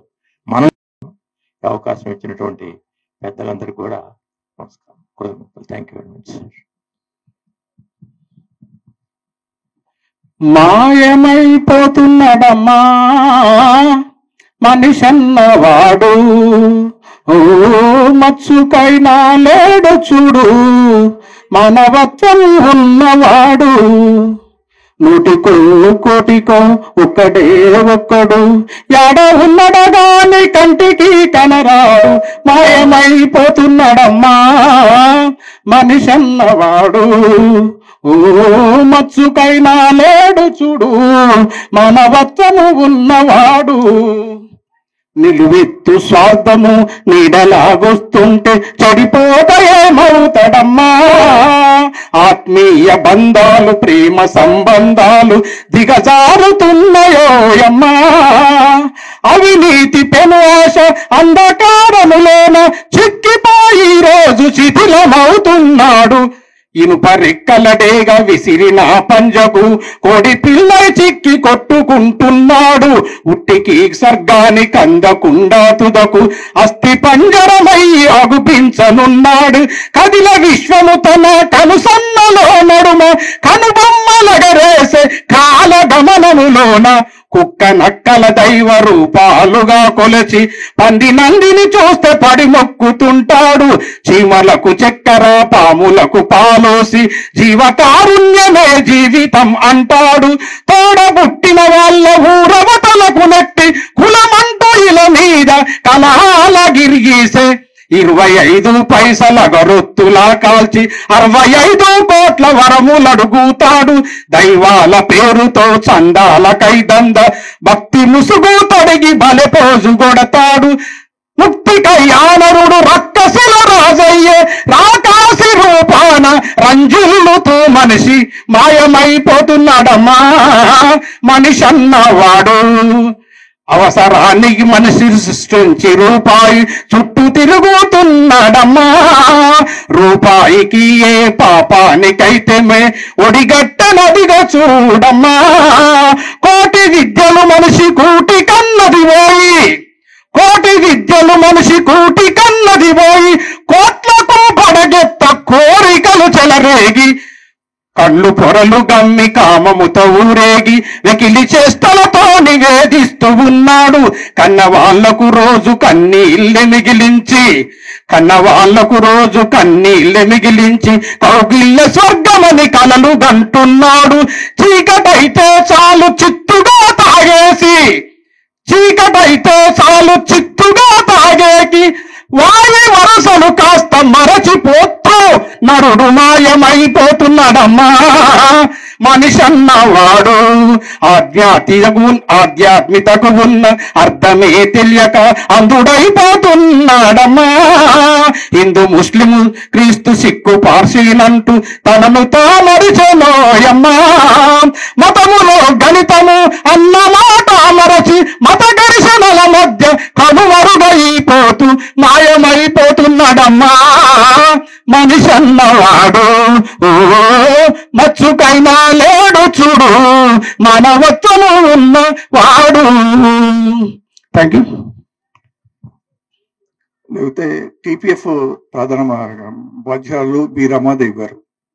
అమ్మాయి ఆదిలో సభ నిర్వహిస్తున్న గంగాధర సార్కి, మేడం కాచాయని గారికి, అన్న రవిచంద్రన్నకు, వచ్చిన ఆహుతులందరికీ ప్రజాస్వామిక తెలంగాణ ఉద్యమ వందనాలు. అమ్మను హైదరాబాద్లో 2-3 సార్లు హైదరాబాద్లో అన్న దగ్గర ఉన్నప్పుడు వెళ్ళడం, చాలా ఆత్మీయంగా పలకరించి భోజనం పెట్టి ఆదరించేది, మంచిగా మాట్లాడుకునే వాళ్ళం. అమ్మ చనిపోయిన రోజు నేను అందుబాటులో లేకపోవడం వల్ల రాలేకపోయినాను. ఇవాళ ఇటువంటి సందర్భాల్లో ఒక మానవీయ దృక్పథంతో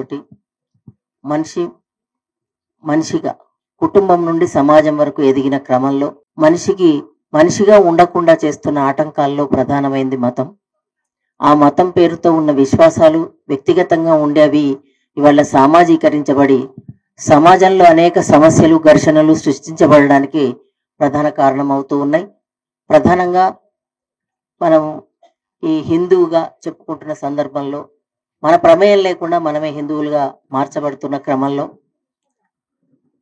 ఒక మతపరమైన కర్మకాండాల పేరుతోటి, కుటుంబంలో జరిగే కర్మకాండ పేరుతోటి అనేక కార్యక్రమాలు జరుగుతూ ఉంటాయి. సాధారణంగా ఇటువంటి మరణాలు సంభవించినప్పుడు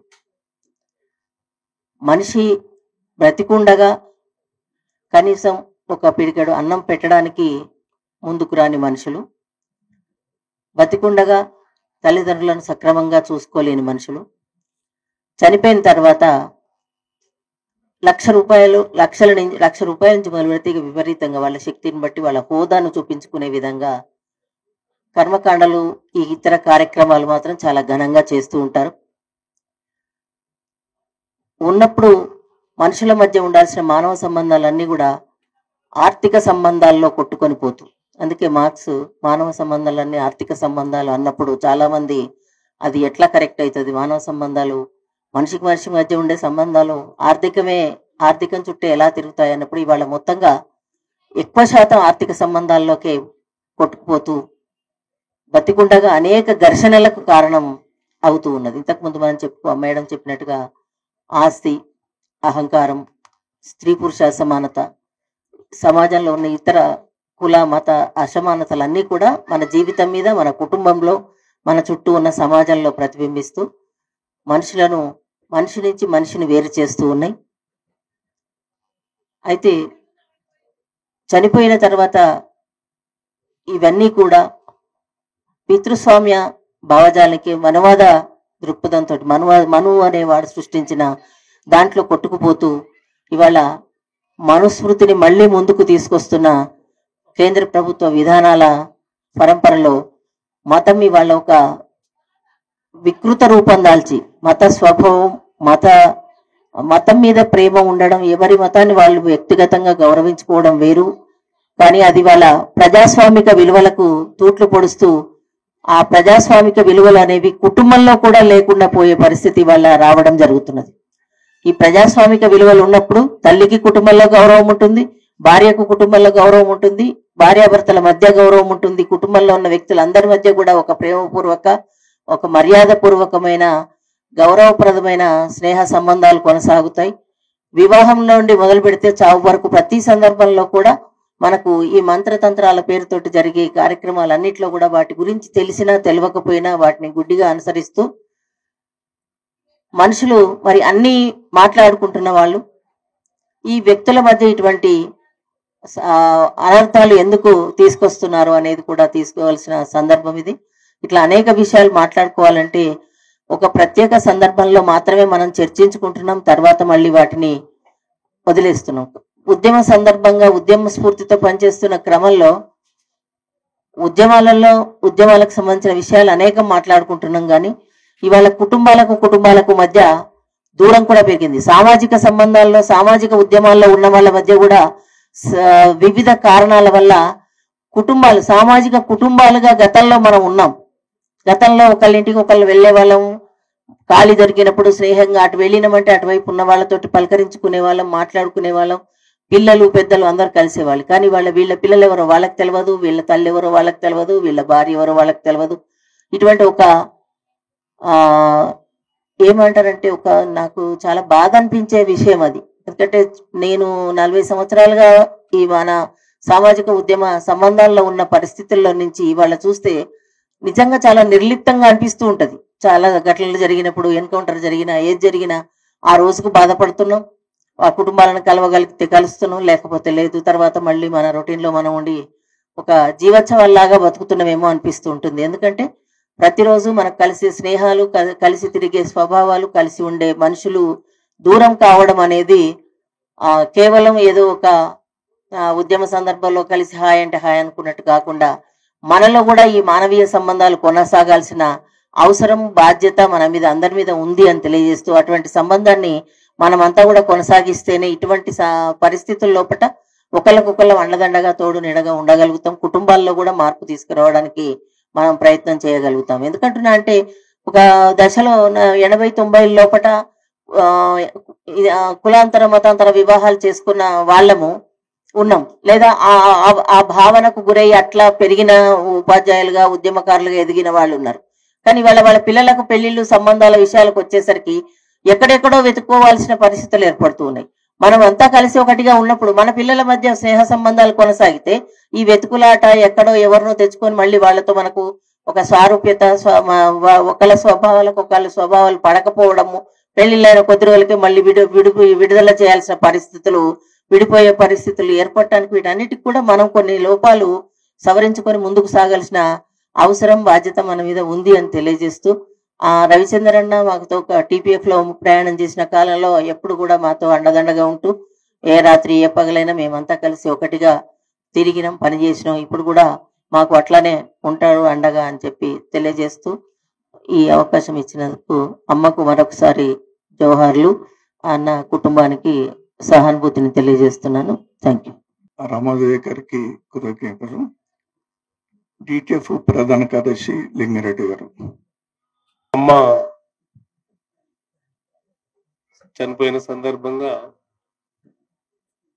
ఇట్లాంటి సమావేశాలు జరగడం అనేది చాలా అరుదుగా జరుగుతుంటాయి.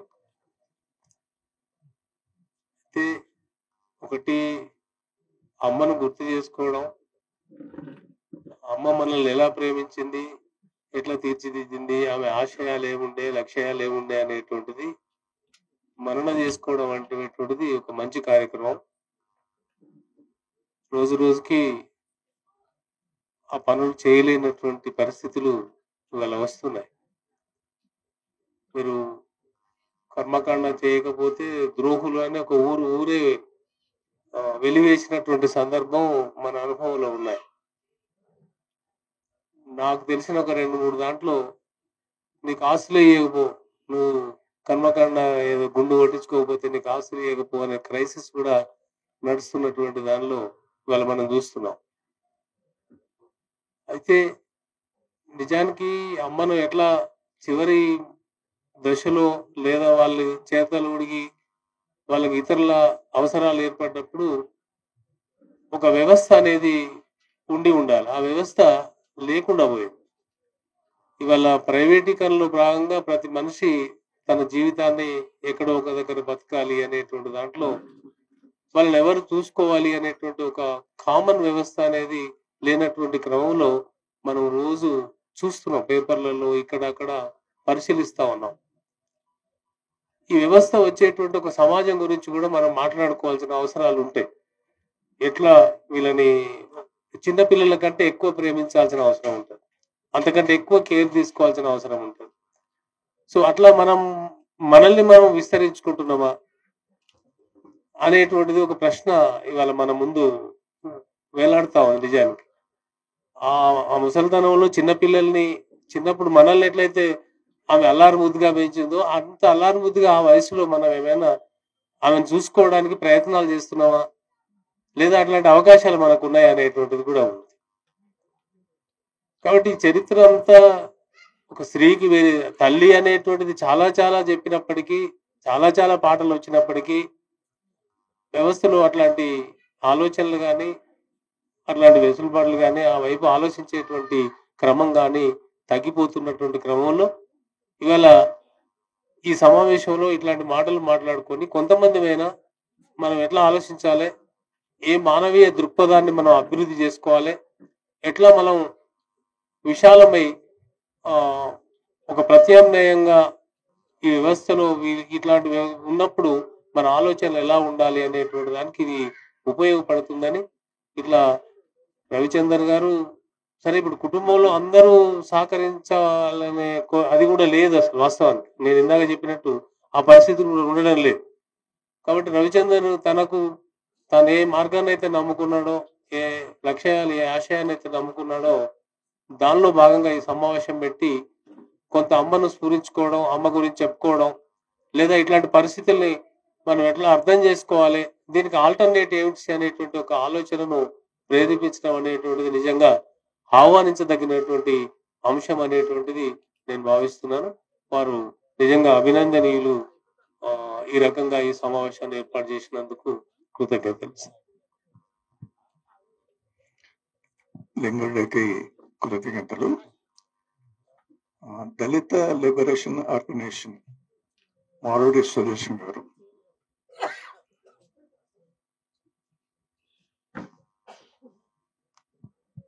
సభ అధ్యక్షులు గంగాధర్ అన్న గారు మరియు కాకతాయిని మేడం గారు మరియు వివిధ సంఘాల నుంచి వచ్చిన ప్రతినిధులుగా మేమున్నాము ఈ సమాజానికి అని.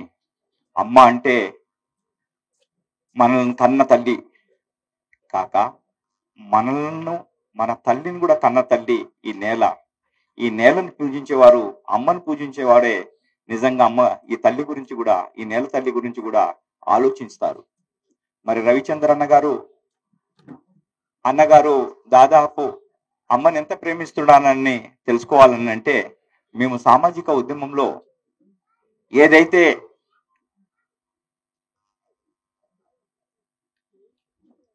మనువాదులుగా ఈ దేశాన్ని దోసుకుంటున్నారో, అంటే ఇవాళ క్రూరమైన పద్ధతి ఎక్కడెక్కడైతే అత్యాచారాలు జరుగుతున్నాయో అలాంటి అత్యాచారాలు చేసే పాలకుల మీద ధ్వజమెత్తే అమ్మ ప్రేమను అక్కడ కూడా చాటుకున్న మా రవిచంద్ర అన్న అని నేను భావిస్తున్నాను. అంటే ఈ మనువాద సర్కారు ఏ మాదిరిగానైతే ఈ కగారి పేరు మీద కావచ్చు, లేకుంటే ఏ ఆదివాసుల యొక్క అస్తిత్వాన్ని దోసుకుంటుందో దానికి వ్యతిరేకంగా ఏ పోరాటం అయితే చేస్తున్నారో వారు వారి తల్లిని కూడా అదే మాదిరిగా నా తల్లికి కూడా ఆత్మగౌరవం, అస్తిత్వం ఉండాలన్నదిగా కోరుకునే దాంట్లో రవిచంద్ర అన్న అని తెలుసుకుంటూ వారి కుటుంబానికి ప్రగాఢ సానుభూతిని తెలియజేస్తూ ఈ అవకాశం ఇచ్చిన అందరికీ ఉద్యమవందనం. మారోడి సురేష్ గారికి కృతజ్ఞతలు. శంకర్ నారాయణ గారు, శంకర్ నారాయణ.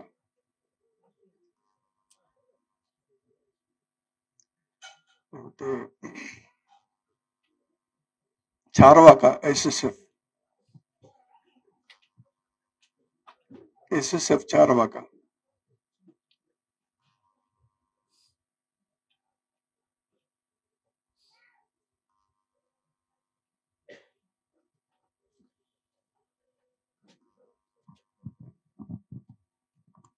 అధ్యక్ష, మిత్రులారా, రాధాబాయి అమ్మకు జోహర్లు అర్పిస్తూ, మిత్రులారా, అమ్మ గురించి గుర్తు చేసుకోవడం అంటే మన జన్మ గురించి మనల్ని మనం ఒకసారి తట్టి లేపుకోవడమే.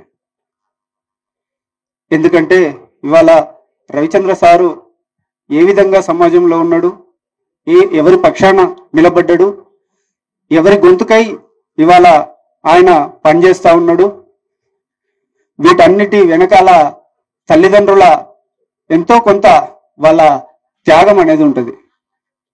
ఖచ్చితంగా ఇవాళ సమాజం అంతా కూడా పుట్టితే పుట్టుకను, చావును, పెళ్లిని, ప్రతి దాన్ని కూడా ఒక 1000 సంవత్సరాల ఆచార సంప్రదాయాలతో నడుస్తా ఉన్న ఈ సమాజం మారాలంటే ముందు మనం మారి సమాజాన్ని మార్చాలి అనేటువంటి దానిలో ముందున్నందుకు రవిచంద్ర సార్కు 1000 సంవత్సరాల సాంప్రదాయాలను బద్దలు కొట్టినందుకు ముందుగా అభినందిస్తూ, మిత్రులారా, అమ్మ గురించి మనం ఎవరికైనా అమ్మనే.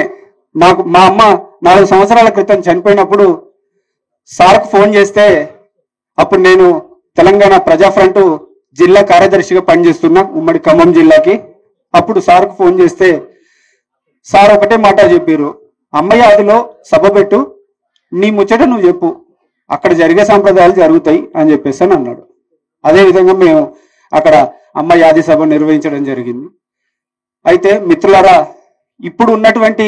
ఇప్పుడున్న సమాజంలో ఇందాక రమక్క చెప్పినట్టు 2 రకాల యుద్ధాలు చేయాల్సి వస్తూ ఉన్నది. భౌతికంగా ఒకవైపు రాజ్యం మీద యుద్ధం చేస్తే, అదేవిధంగా మానసికంగా కూడా ఈ ఆచార సాంప్రదాయాల పైన, వేల సంవత్సరాల సాంప్రదాయాల పైన మనం యుద్ధం చేయాల్సినటువంటి పరిస్థితి ఉన్నది. దీన్ని 2 రకాల యుద్ధాలని చేస్తూ రేపటి సమాజాన్ని, శ్రామిక వర్గ సమాజం నిర్మాణం కోసం కృషి చేస్తూ, అదేవిధంగా అమ్మ ఒడిలోనే 6 నెలల పిల్లను చిన్న పాపను రాజ్యం తుపాకీ తుటాకి బలి చేస్తే, ఇటువంటి బిడ్డల్ని కన్న తల్లులు ఇవాళ తల్లుల్ని కోల్పోయినటువంటి మనం కూడా ఆ రాజ్యానికి వ్యతిరేకంగా పనిచేస్తూ ఆ చనిపోయినటువంటి పిల్లలను మనం ఖచ్చితంగా వాళ్ళ పక్షాన నిలబడాలని కోరుతూ ఈ అవకాశం ఇచ్చినటువంటి మిత్రులకు ఉద్యమ వందనాలు. అమ్మకు మరొకసారి జోహార్లు. చౌరాకు కృతజ్ఞతలు. మాతన కుమారస్వామి సేల్సి బాధ్యులు. అమ్మ యాదికి హాజరైన మిత్రులందరికీ నమస్కారాలు. ఇంతకుముందు కాత్యాయని మేడం చెప్పినట్టు 1994లో మేడం సింగరేణి కోల్బెల్ట్ ప్రాంతంలో కథా వర్క్షాప్కు వచ్చింది. అప్పుడు కాళీపట్నం రామారావు, అల్లం రాజయ్య, తుమ్మేటి రఘోత్తం రెడ్డి, బండారు కిష్టయ్య వాళ్ళందరూ అప్పుడు నిర్వహిస్తుండే. మేము అప్పుడు సుమారు 29 ఏళ్ల వయసులో ఆ వర్క్షాప్లో పాల్గొన్నాం. మేడం తీసుకోవడానికి రామనగరం రైల్వే స్టేషన్ ఎప్పటి నుంచి ఇప్పటి వరకు మేడంను చూస్తున్నాం. అట్లాగే అదే వర్క్షాప్కు చోడవరం, రాజమండ్రి దగ్గర చోడవరంలో పాల్గొనడానికి వచ్చిన రవిచంద్ర అన్న విరసంలో అప్పుడు ఉన్నాడు. మేమందరం కలిసిన చోడవరం వర్క్షాప్ అయిన తర్వాత కాళీపట్నం రామారావు మాస్టర్ ఇంటికి వెళ్ళాం. ఆ కాలంలో తుమ్మేటి రఘోత్తం రెడ్డి, అల్లం రాజయ్య గారు ఇద్దరు కొండపల్లి సీతారామయ్య తోటి ఒక డాక్యుమెంట్ తీయాలి, తర్వాత కాళీపట్నం రామారావు మాస్టర్ తోటి ఒక డాక్యుమెంట్ తీయాలి. అట్లాగే మన కుటుంబంలో ఉన్న మన కుటుంబ సభ్యులు, ముఖ్యంగా అమ్మ నాన్నల గురించి కూడా వాళ్ళ చరిత్రను, వాళ్ళ తండ్లాటను, మనల్ని, మన కుటుంబాన్ని ఏ స్థితిలో పోషించాలని చెప్పేవాళ్ళు. నేనున్న కోల్బెల్ట్ ప్రాంతం నుంచి ఇవాళ సామాజికంగా అందరితోటి మమేకమై వస్తున్న క్రమంలో ఇవాళ అమ్మ యాది రవిచంద్ర అన్న తీసుకొస్తుండు. కానీ ప్రతి నిమిషం ఇవాళ కుటుంబంలో మన తల్లులు, ముఖ్యంగా స్త్రీ భార్య కావచ్చు, తల్లిగా కావచ్చు, ఒక్కొక్కసారి తను మొత్తం ఎంత కొవ్వొత్తి లాగా కరిగిపోయి ఇవాళ తన బిడ్డలను కావచ్చు, సమాజానికి ఉద్యమకారులుగా వచ్చి ఇస్తుందో, ఒక్కసారి వెనుకకు తిరిగి తీసుకుంటే వేల కోట్ల సంవత్సరాలుగా ఎట్లా ఒక దుఃఖాన్ని మోసి అమ్మ మనల్ని పెద్ద చేస్తుంది అన్నది యాదకొస్తుంది. ఇవన్నీ ఆనాటి నుంచి చూసుకుంటూ వస్తున్నాం. ఇంతకుముందు మేడం చెప్పినట్టుగా, హాజరైన మిత్రులు చెప్పినట్టుగా, మన కార్యాచరణ ఏ రంగాలు ఉన్నప్పటికీ కొత్తగా కాదు, మన కుటుంబ సభ్యులతోటి, మరీ ముఖ్యంగా అమ్మ కావచ్చు, భార్య కావచ్చు, తండ్రి కావచ్చు, ఇతర సభ్యులతోటి ఒక మానవీయమైన ఒక రిలేషన్ను మళ్ళా పునరుద్ధరించుకోవాలి. ఇంతకుముందు రమక్క చెప్పినట్టుగా అదేదో పొడి డ్రై అయిపోతుంది మనుషులల్లా, ఒంటరైపోతున్నాం. మనువాదం ఇవాళ నిన్నటి సుప్రీంకోర్టు తీర్పు, అది 1991లో వచ్చిన అయోధ్య మసీదు ఆ చరిత్ర తవ్వకాలు జ్ఞానవాపి నుంచి అంతటిదాకా మనసులోని ఎట్లా ఒక ఉద్రిక్త స్థితికి తీసుకెళ్తున్నాయో అవన్నిటికీ ఇప్పుడు తాత్కాలికంగా సుప్రీం పెట్టేదో ఒక వాయిదా తిరిగి ఇచ్చిందో, అట్లాంటివి మన మనసులల్లో కూడా, మన ఉద్యమకారులల్లో, కుటుంబాలలో జరుగుతున్నాయి. ఇవన్నిటిని అధిగమించి రవిచంద్ర అన్న కుటుంబం పట్ల ఎంతో బాధ్యతతోటి వ్యవహరించిండు. ఈ సభ కూడా నిర్వహిస్తుండ్రు. సభ నిర్వహిస్తున్నందుకు రవిచంద్ర అన్నకు, వాళ్ళ కుటుంబీకులకు, హాజరైన మేడంకు, గంగాధర్ అన్నకు, మిగతా మిత్రులందరికీ కృతజ్ఞతలు, ధన్యవాదాలు తెలియజేస్తూ ఆ వైపుగా మనం ఆలోచిస్తామని తెలియజేస్తూ ముగిస్తున్నాను. కుమారస్వామి గారికి కృతజ్ఞతలు. శంకరనారాయణ గారు శంకరనారాయణ, ఇంకెవరైనా ఒకరిద్దరు, టైము 2 అవుతున్నది, ఎవరైనా ఒకరిద్దరు మాట్లాడుకుంటే రావచ్చు.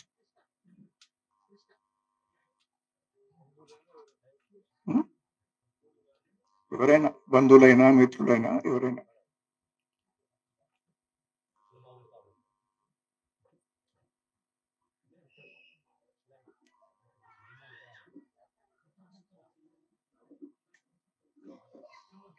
ఎవరు లేకపోతే ఈ సభకు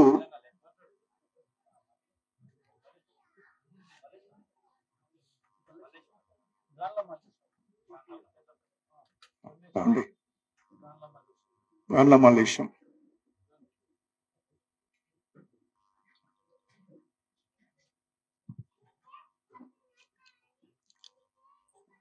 అమ్మ యాదిలో హాజరైన మిత్రులందరికీ ఉద్యమాభివందనాలు.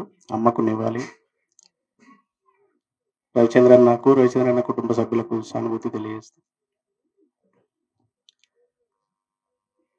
అమ్మ మాతోటి కూడా రవిచంద్రన్న ఎప్పుడైనా కానీ ముందు పోతున్నవి ఏందన్నా అంటే, అమ్మ అక్కడ చూసుకోవాలన్నా, అందుకే తొందరగా పోతున్నా. ఇట్లా మానవీయ విలువల్ని కొనసాగిస్తూ సంఘాలలో కూడా రవిచంద్రన్న అంతే చురుగ్గా పాల్గొనేవాడు.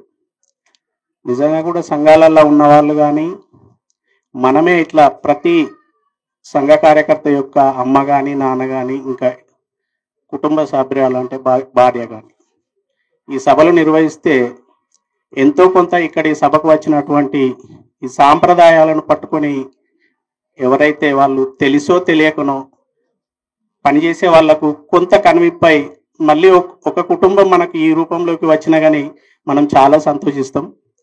దాని భాగంగా రవిచంద్రన్న ఈ కార్యక్రమం నిర్వహించినందుకు రవిచంద్రన్నకు కృతజ్ఞతలు, సానుభూతి తెలియజేస్తూ ముగిస్తాం. మల్లేష్ గారికి కృతజ్ఞతలు.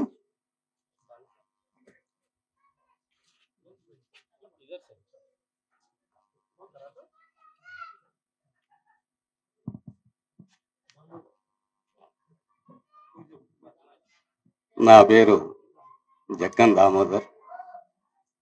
మాది రవిచంద్ర గారి ఒకటే గ్రామం.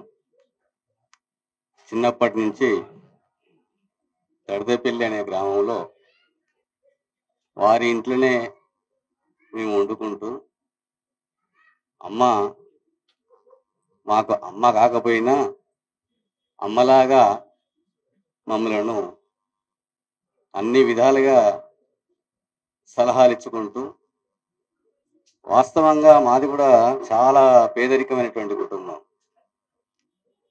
మా అమ్మ నాన్నలు కూలి పనులు చేసేటువంటి వాళ్ళు. తర్వాత రవిచంద్ర గారు వాళ్ళ నాన్న కూడా డాక్టర్గా సైకిల్ మీద గ్రామాలు తిరిగి వారి యొక్క కుటుంబాన్ని ఒక విద్యా వ్యవస్థలోనికి తీసుకురావడానికి అనేక విధాలుగా వాళ్ళ అమ్మ నాన్న ప్రయత్నాలు చేశారు. దానికి తోడుగా రవిచంద్ర గారు కూడా చాలా కష్టపడ్డాడు. 398 కానించి మొదలుకొని ఈనాటి వరకు కూడా కుటుంబంలో తన యొక్క చెల్లెలను, తమ్ములను అందరిని కూడా ఒక విద్యా వ్యవస్థల్లోకి తీసుకురావడానికి, ఆ తల్లిదండ్రుల ఉన్న ప్రేమ అనురాగాలకు వారిని మరవకుండా అనేక విధాలుగా చాలా కష్టపడి ఈ స్థాయికి తీసుకొచ్చినటువంటి వ్యక్తి రవిచంద్ర గారు. ఎప్పుడు కూడా నేను కూడా ఉపాధ్యాయుడిగా, తెలుగు పండితుడిగా రిటైర్డ్ అయ్యాను. మరి ఇప్పుడు ప్రస్తుతం ఈ రంగశవేట్లో ఉంటాను. ఎప్పుడు కలిసిన రాత్రి మావాళ్ళు ఒక సమాజం మీద తన యొక్క ఆలోచన విధానాన్ని తెలియజేస్తూ ఉండేటువంటి వారు. ఆ విధంగా నేను అప్పుడప్పుడు వారి అమ్మగారిని నేను కలుస్తూ, మాది ఒకటే ప్రాంతం, చిన్నప్పటి నుంచి మనం చూసి ఒక గంట మాట్లాడి బిడ్డ ఎట్లా ఉన్నారు అనేటువంటి ఒక మాతృమూర్తి యొక్క వ్యక్తిత్వాన్ని ప్రదర్శించినటువంటి గొప్ప తల్లి. మరి ఆ తల్లి ఈనాడు మనందరి సమక్షంలో లేకపోవడం, వారి సభను ఏర్పాటు చేసుకోవడం మరి ఒక బాధగా ఉన్నా అది మానవునికి సహజ మరణం తప్పదు కనుక వారు అదే విధంగా తన కుటుంబాన్ని దాదాపుగా అందరూ వెళ్ళి సెటిల్ అయిపోయారు.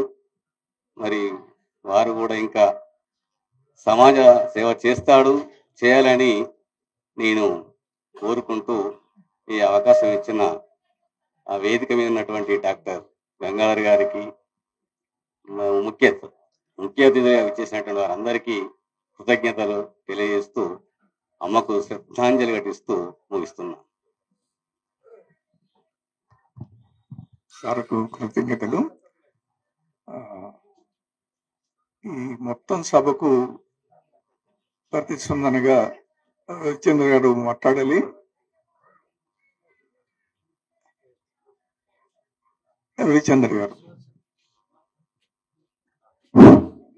మిత్రులారా, మొత్తం ప్రసంగాలకు స్పందన కాదు కానీ నా స్పందనగా 2 విషయాలు చెప్తాను. మా అమ్మ ఒక 100 సంవత్సరాల క్రితం పుట్టిన ఒక మనిషి. దాదాపు అమ్మలో కూడా అనేక భూస్వామ్య లక్షణాలు ఉన్నాయి, అనేక ఆ కాలానికి సంబంధించిన లక్షణాలు, సాంప్రదాయ లక్షణాలు ఉన్నాయి. అది ఒప్పుకోవడానికి నాకేం సంకోచం లేదు. కాకపోతే నా వ్యక్తిగతంగా అమ్మ అంటే పక్షపాతం ఇవన్నీ ఉండవచ్చు, కానీ అవన్నీ ఉన్నాయి.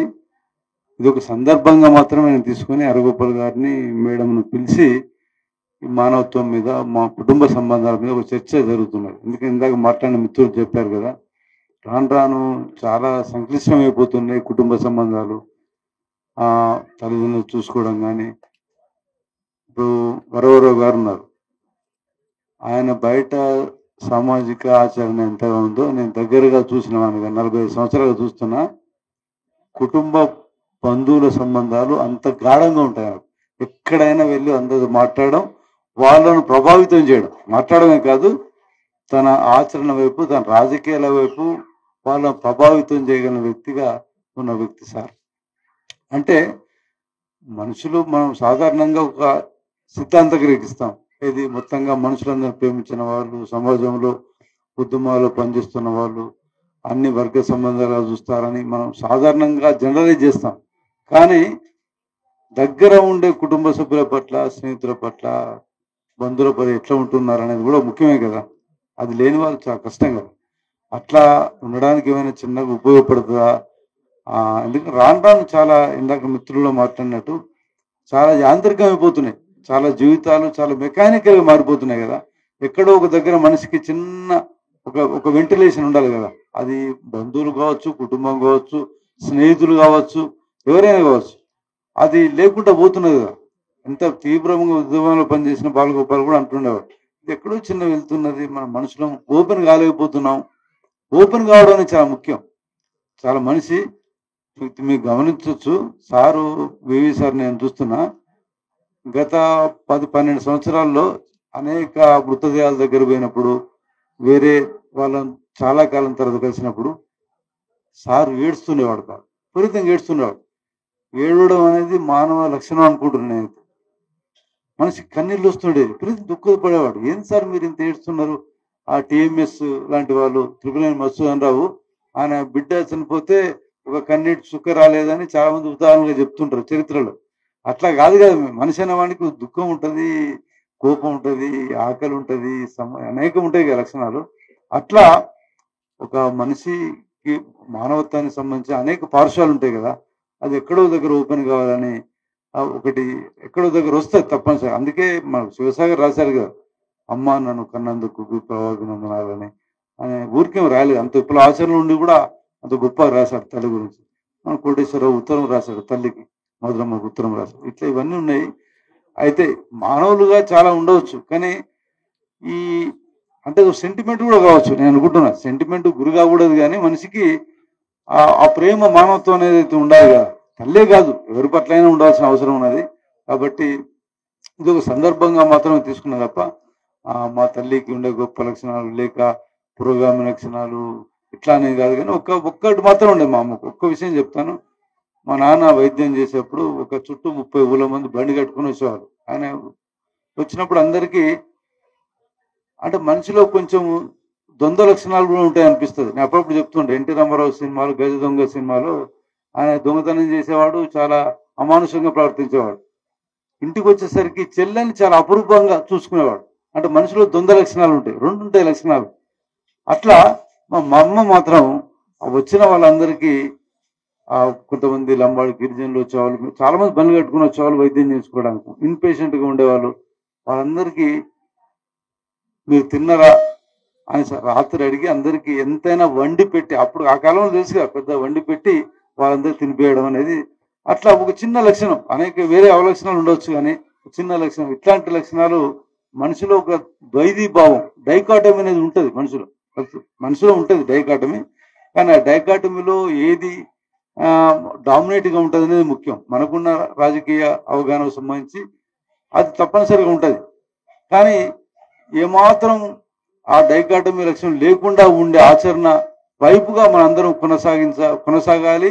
అట్లాంటి ఆలోచన వైపు మనం ఎక్కువగా మన ఆచరణ ఉండాలని నేను కోరుకుంటూ, అంటే అట్లా సాధ్యం అవుద్దా కాదా అది వేరే చర్చగానే ఆ వైపుగా ఆలోచించాలని కోరుకుంటూ, మిత్రులందరూ వచ్చినందుకు మళ్ళొకసారి ఫ్రెండ్స్ అందరికీ కూడా ధన్యవాదాలు చెప్తూ, అందరికీ భోజనం ఏర్పాట్లు ఉన్నాయి, దయచేసి భోంచేసి వెళ్ళిపోవాల్సిన కోరుతున్నాను. ధన్యవాదాలు. ఏమవుతావని ఆకాశము నీకు గొడుగై నీడనిచ్చింది, ఏమవుతావని భూతల్లి అదనపై 100 ఏళ్ళు నిన్ను మోస్తుంది.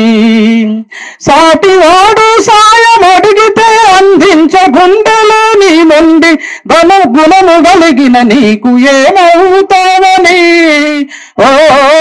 ఏమవుతావని పొద్దు పొడుపు నిన్ను ముద్దాడి నిద్ర లేపింది. ఏమవుతావని ఎన్ని చేసిన తిన్ను తన గుండెలో దాసుకుంది. పక్షులు వృక్షాలు పశు జంతు జాతులు బండలు కొండలు నీ బతుకు బంధువులు. ఏమవుతావని, ఏమవుతావని విశ్వమంతటికి నిన్ను అధిపతిని నిన్ను చేసింది. ఏమవుతావని జీవకోటికి లేని జ్ఞానాన్ని నీలో దాచింది. ఏమవుతావని సకల చరాచర జీవులు నీ తోడుగుంది. ఏమవుతావని పంచభూతాలు నీ ప్రాణాన్ని కాపాడుతుంది, నీ ప్రాణాన్ని కాపాడుతుంది. జోహార్ జోహార్ జోహార్ జోహార్. స్వేచ్ఛ కోరే వాళ్ళకు నువ్వు అమ్మ రాధబాయి, చెమట కార్చే వాళ్ళకు నువ్వు అమ్మ రాధబాయి, స్వేచ్ఛ కోరే వాళ్ళకు నువ్వు అమ్మ రాధబాయి.